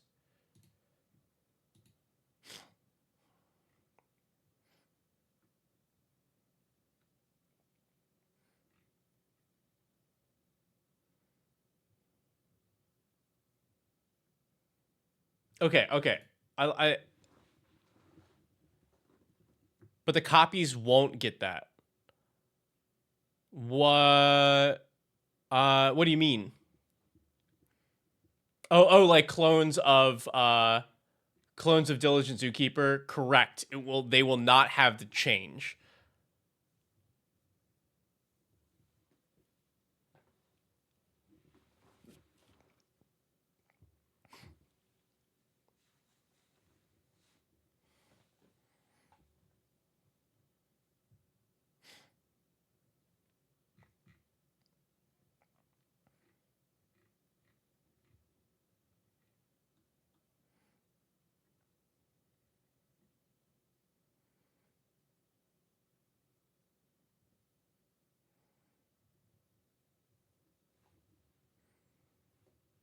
Yeah, change validity. Yeah.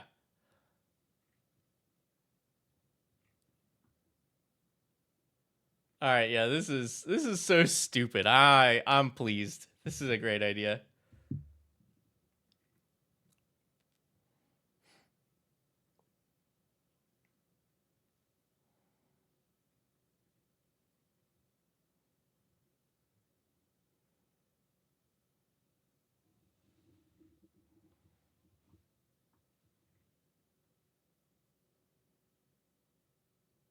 All right. So now I'm going through looking for if there's anything else where I'm like I would definitely cut this.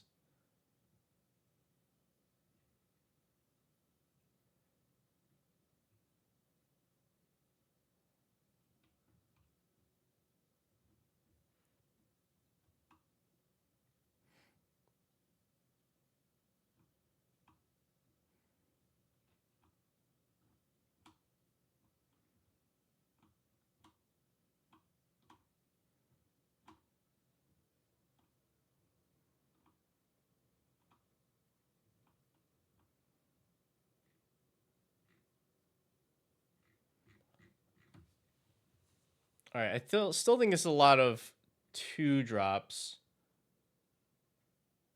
The Skyrider Alpha is maybe on the list here because this is only ever going to be a 2/2 flyer for 2. But it does come in with counters, which some of the other stuff cares about.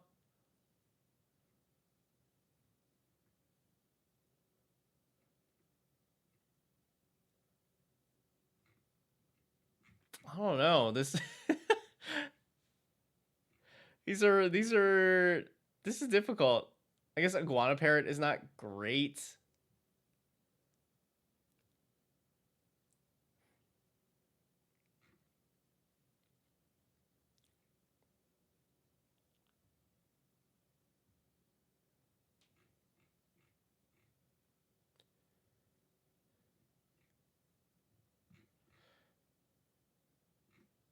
Yeah, I think the things that care about counters don't care that they're on this. So we'll cut that. I think you're right that you don't end up with enough mana for this really to be worth it.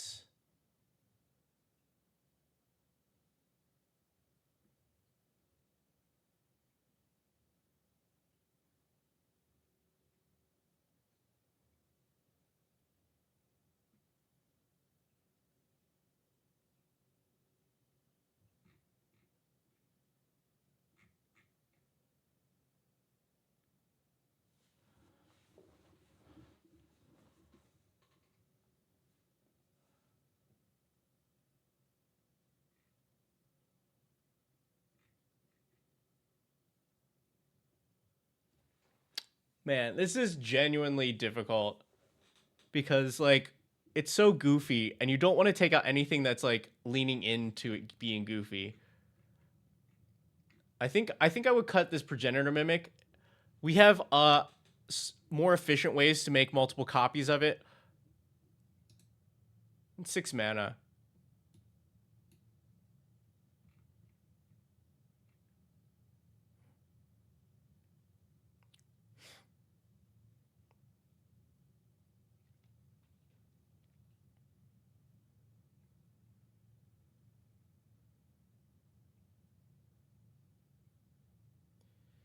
Man, this is 4 types, but it sure does not do anything.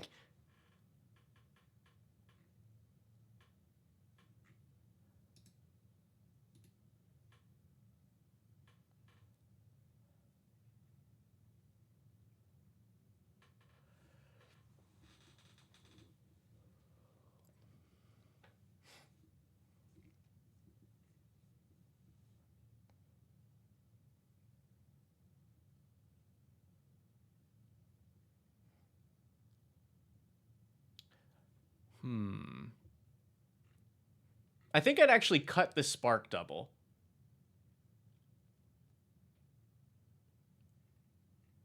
Because we have a decent number of clones, but all of our other clones add types.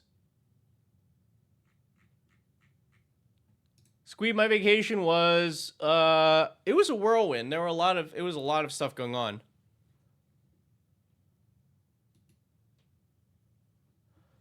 It was very all over the place, but like it's always nice to see family, see friends that I don't get to see very often.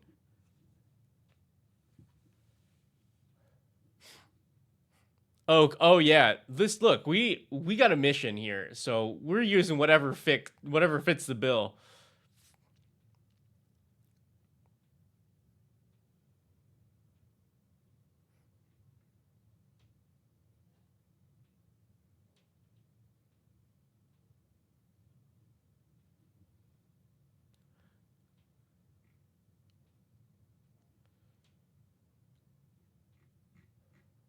Yeah. Oh, I think all of the ramp we want in creature form. So like we may have to go back and add more dorks. But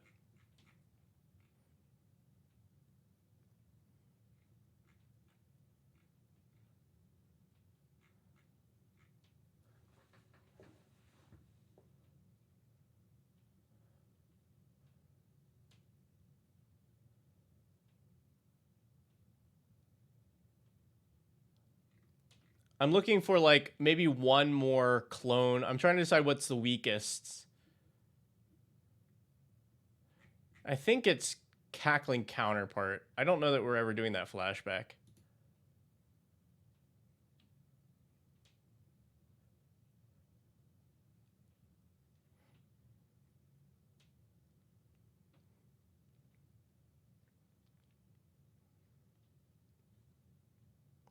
I don't know exactly what I'm looking to fix here.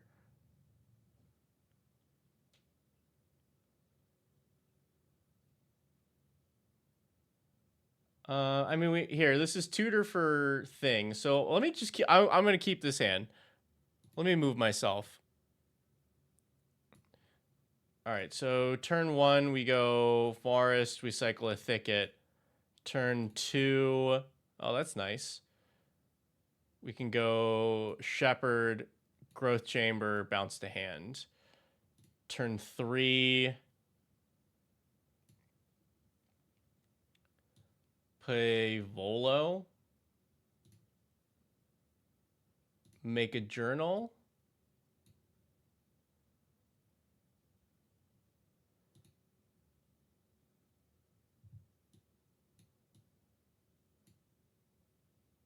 Turn 4.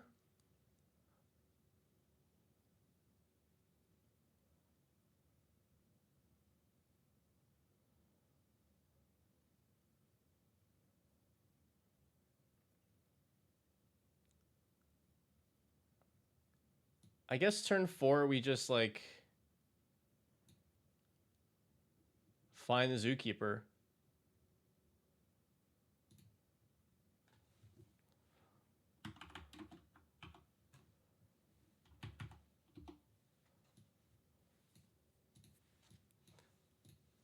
That means that on turn 5, we can go zookeeper.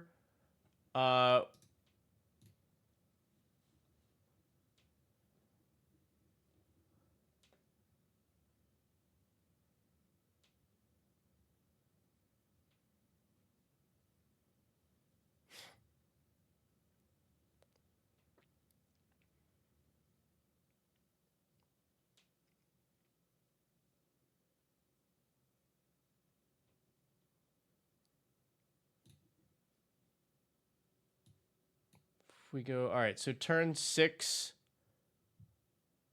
Turn 6, we can now Auton Soldier the Zookeeper.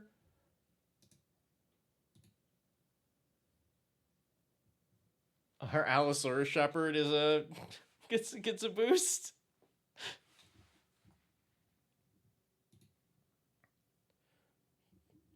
Draw. Okay, okay. This is definitely not bad because then we can like Green Suns for another clone for Zookeeper. Or we can draw cards here. It's weird that we're drawing so many lands considering that we are over, I think we're at 109 right now, and we only added a single land. 2, Beast Color Savant. Turn 3. Turn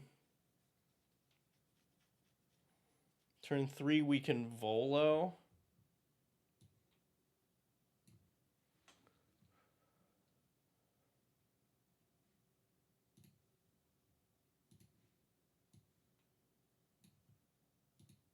Turn 4.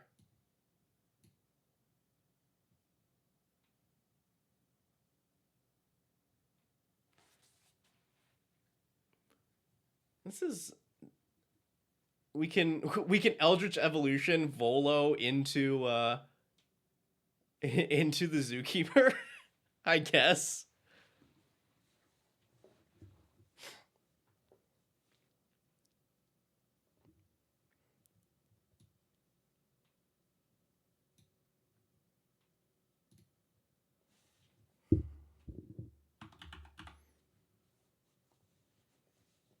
Oh, yeah, yeah. +2, +2. Right, right, right.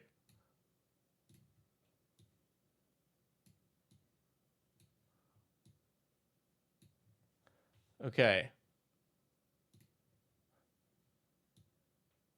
Turn 5. Turn 5, we do have Quantum Misalignment on Zookeeper.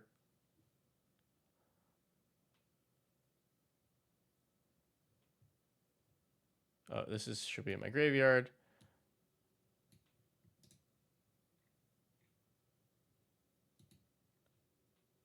But nothing's getting buffed. I know, I know. But what else are we playing here? Draw.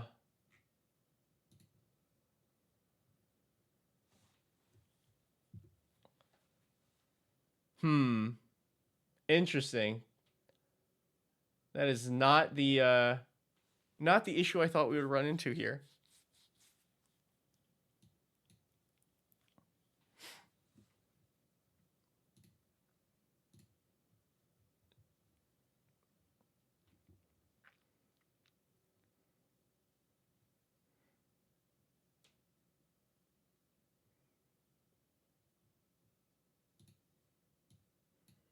Mystery. Scry to bottom. Draw. Ooh, nice. Forest. Stonework Pack Beast. Dreamroot Cascade on 3. We just gotta figure out how we're getting the Zookeeper now. Turn 4. We can play 2 creatures. An Evolution Witness. Turn 5. A little unfortunate. We'll draw off the journal. Okay. So we have 3 mana for this turn. See, now we're in good shape if we can find it.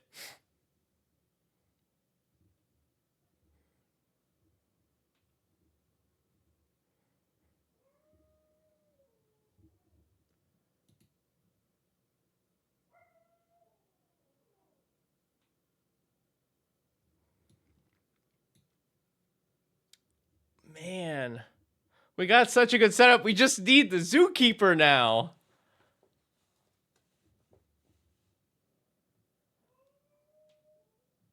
Cause like now we have all this mana. Let me see. The only target for Frostkite is Sandman, which kills it.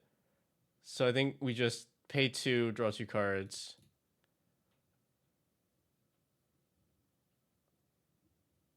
Four mana left. This Guardian Project, I guess. We're trying now that we just try and draw into it. No! 3 because it played Sandman. Okay, so that's our draw. So then we would have 1 more draw. All right. So this is our turn 7.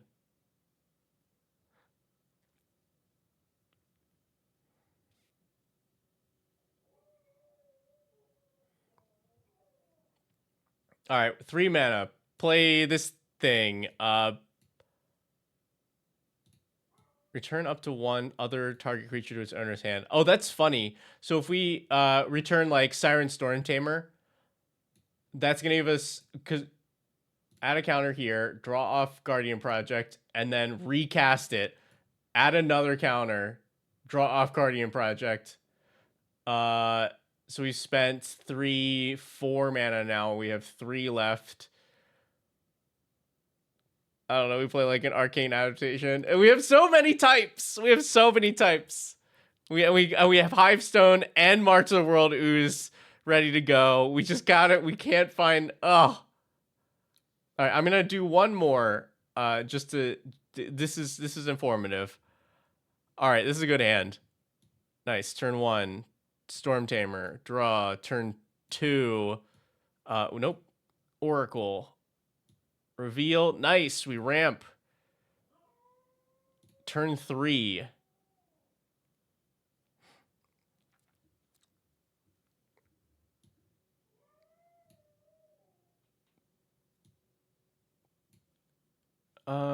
Yeah, let's do Volo.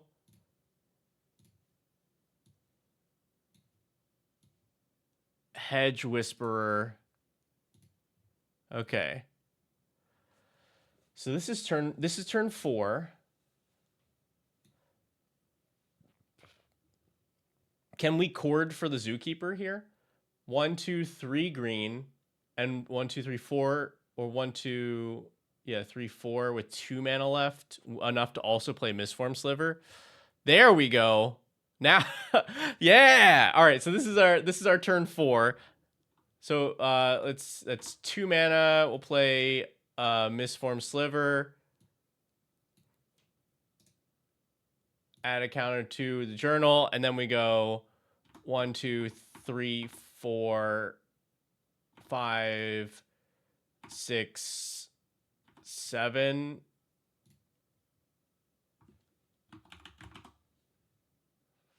Find the zookeeper to the board. That's it. That's beautiful. And then we mana up to be able to protect the zookeeper with the Storm Tamer.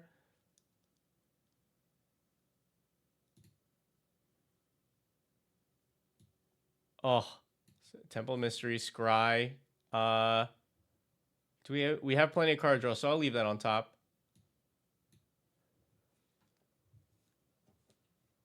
Yeah, 1, 2, 3, 4, 5, 6.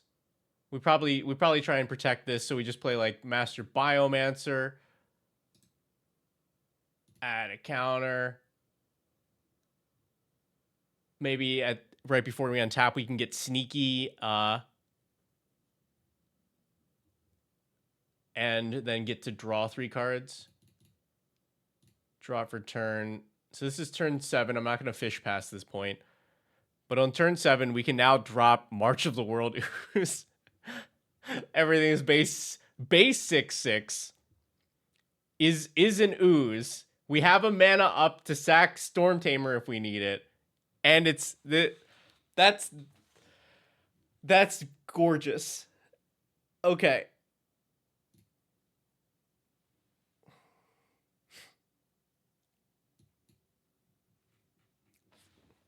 So now I think we just do a couple cuts.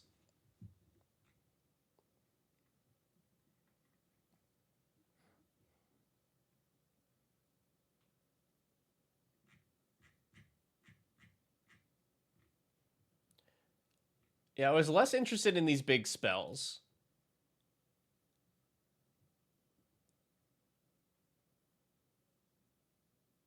Because it's like the only thing we really want to clone at all is the Zookeeper. Everything else is kind of garbage. By design. I like Quantum because that gives us like... It's a good rate for clones. And it allows us to do stuff like clone Sandman or clone Gwenna. Hey! Tired Veteran, thank you so much.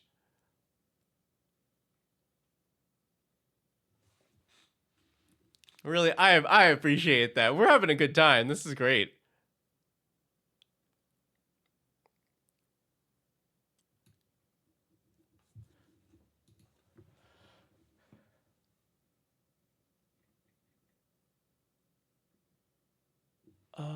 Okay.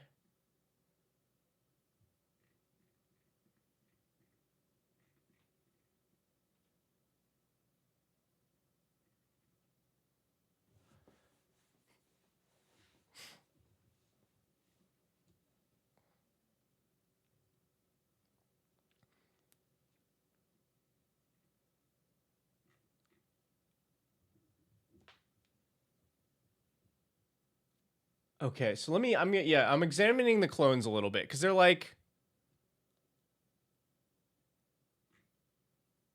let's see. So Quantum is only creature we control. Auton is anything. I think we definitely keep Auton. Visage Bandit is you control but gets 2 types. Mirror Hall is anything, and it has the Disturb that can make multiple copies of Zookeeper. So we definitely keep these. I like the Malleable Imposter because it hits opponent stuff and actually gives us a chance to have a good creature. Glasspool adds 2.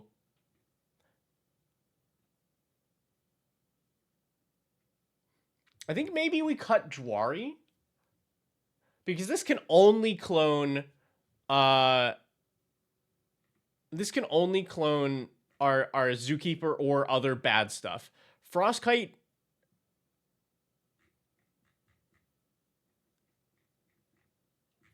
maybe hits a few other things.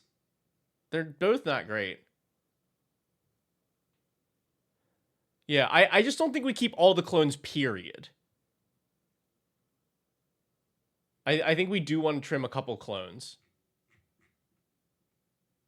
Because, like, this is just not useful until we have Zookeeper. Honestly, maybe we cut this too.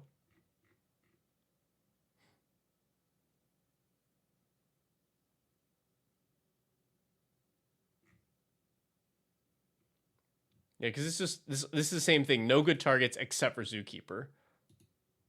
Okay, so now you have you're trimmed to good clones.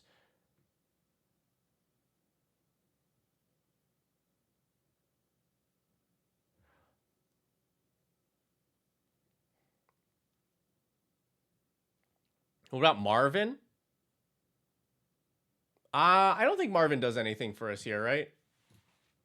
We just don't, like, you have the Volo ability, which is like good, but not a central part of what we're doing. Like, how many types does Marvin have? That's the thing I'm concerned about here. Marvin's only got one type.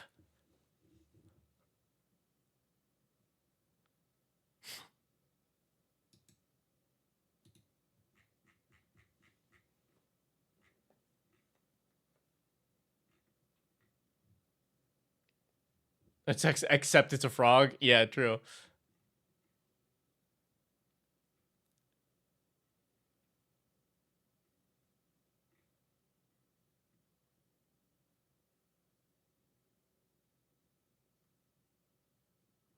This is really tough.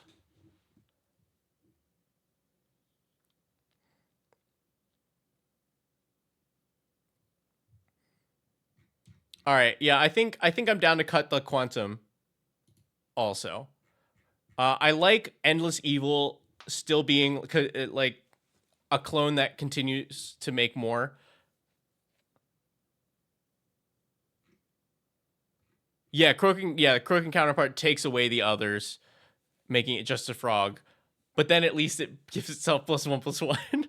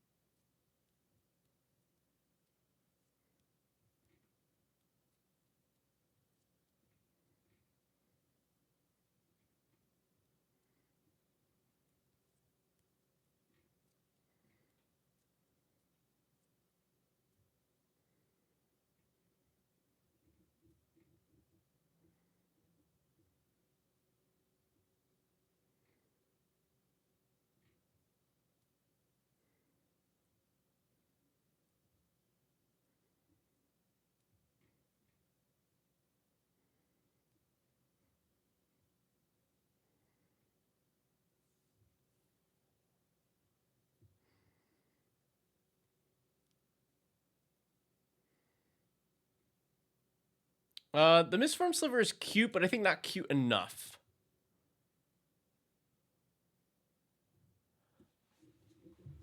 What time is it, nerd girl? I feel like this is feeling like we're being misled. She's probably like, "Well, I got other work to do, and I don't want to babysit Veggie on the stream anymore."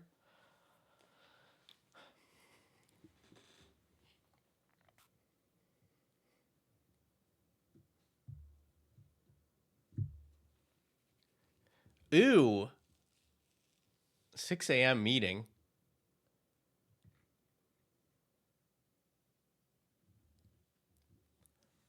I will probably be done soon anyway, but yeah, get some sleep.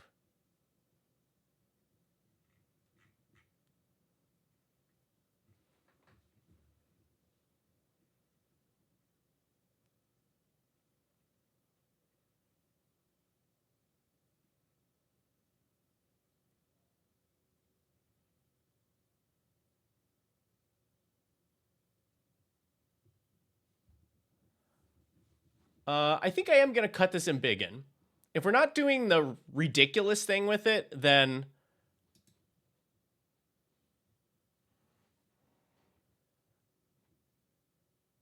Like, the idea is fun, but the effect is still only like, all right, I give this +4/+4.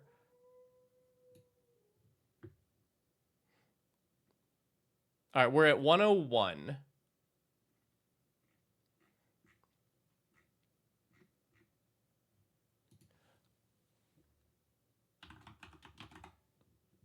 Who was it that had suggested the Lazatep quarry? Because I do think we want this here. Do we just want the space for like return from graveyard stuff? So I think that's a reasonable add here.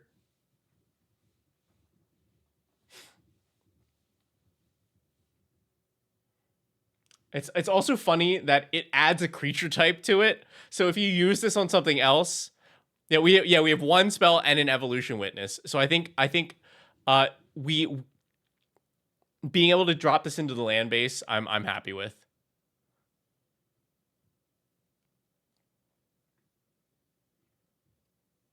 What's our spread here? Ooh, wow, it's pretty even spread.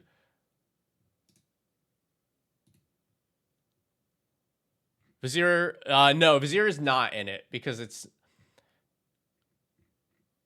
not exactly what we're looking for.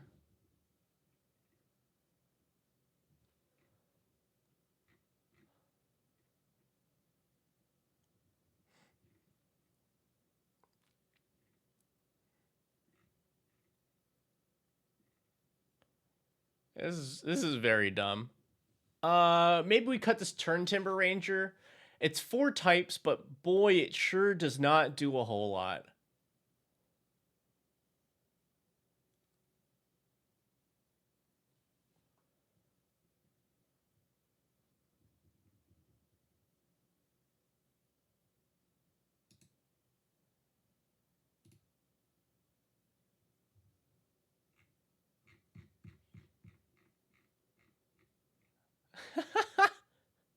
The wolves are 3/3s, yes, but it is one wolf. And then like I guess it triggers on a few creatures here, and it triggers when we clone Zookeeper.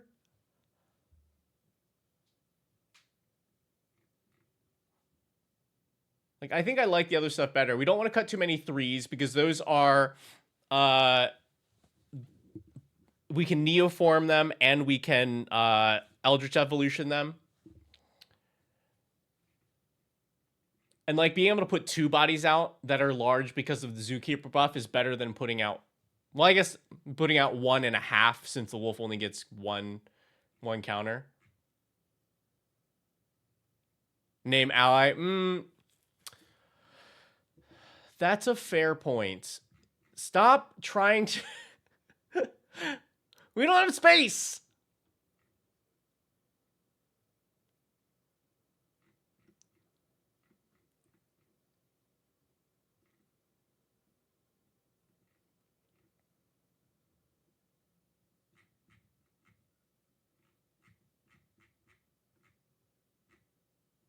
It's very difficult. I don't know what else I would cut here.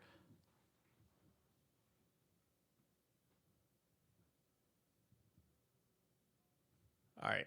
Well, we're at an even 100. Let's test this one more time.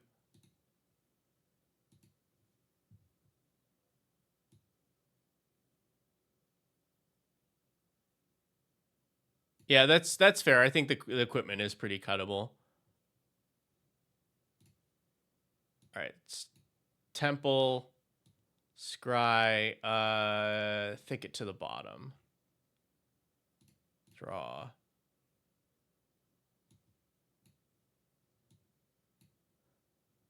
Scholar, draw. Dreamroot. Volo. Journal.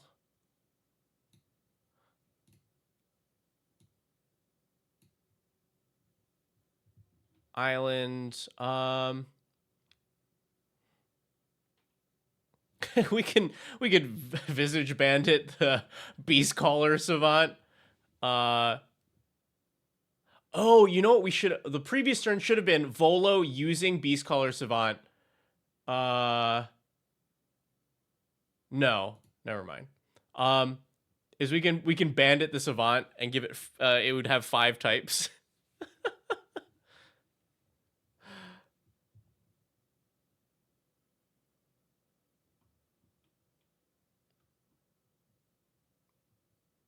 Because we want 1 more mana for the Crassus is probably next turn.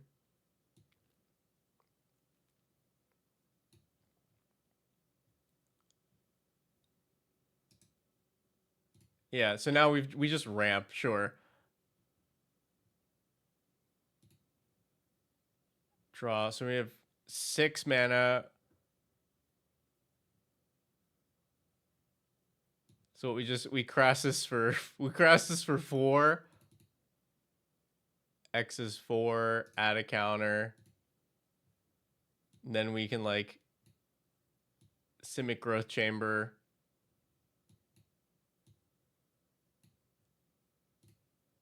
Draw. Hey, there we go. We found the tutor.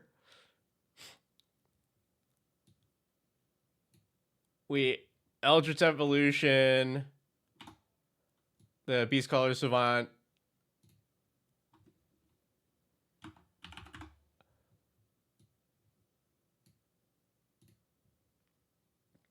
Okay, we're in business.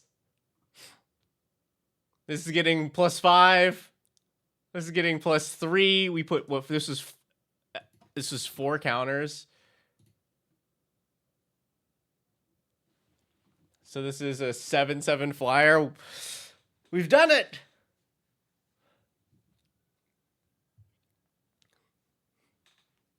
We can even artificial evolution the Zookeeper now and swap the ability. And we have enough to activate the journal, draw 3 cards. Deck's broken. Absolutely, it's busted.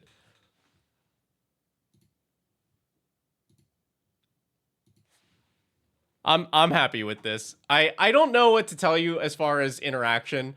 Like I think the real thing is like we're running 39 creatures. You can probably just cut the ones that you like the least. But I think this deck is just it's so damn cute.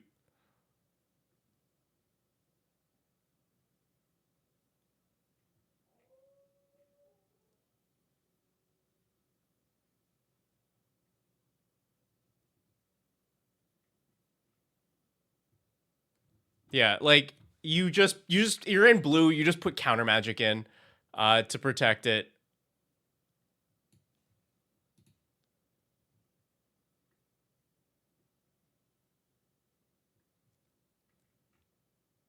Yeah, like the creatures that do the least here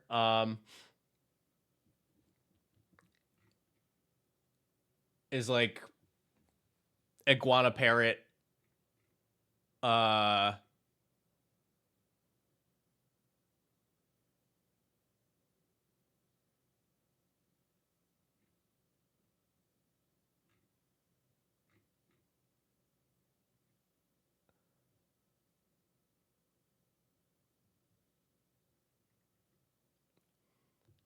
I guess that Hedge Whisperer. Yeah, you could put a Greaves in. You could put a Greaves in. I don't know. I think the spirit of this deck is still like it's honestly like a bracket 1 with a real game plan.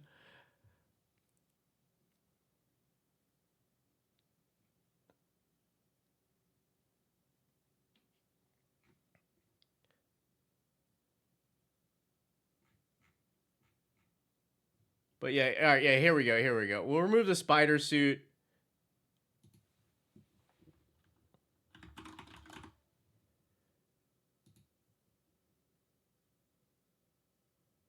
There's a Greaves.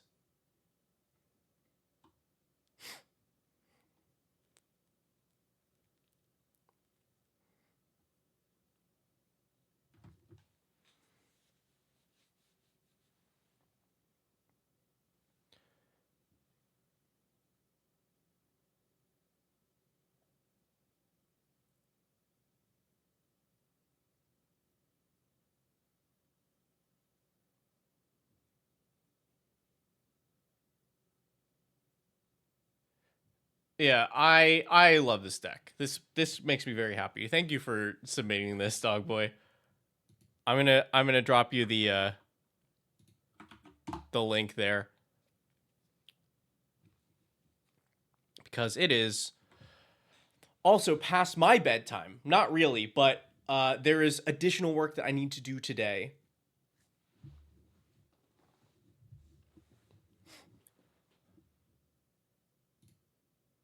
So let me see.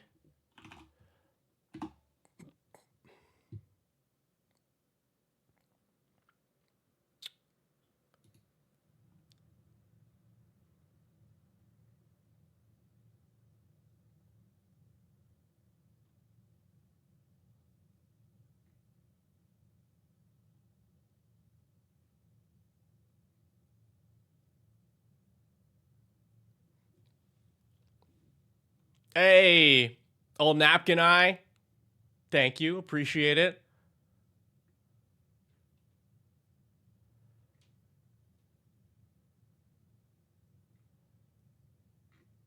All right. Well,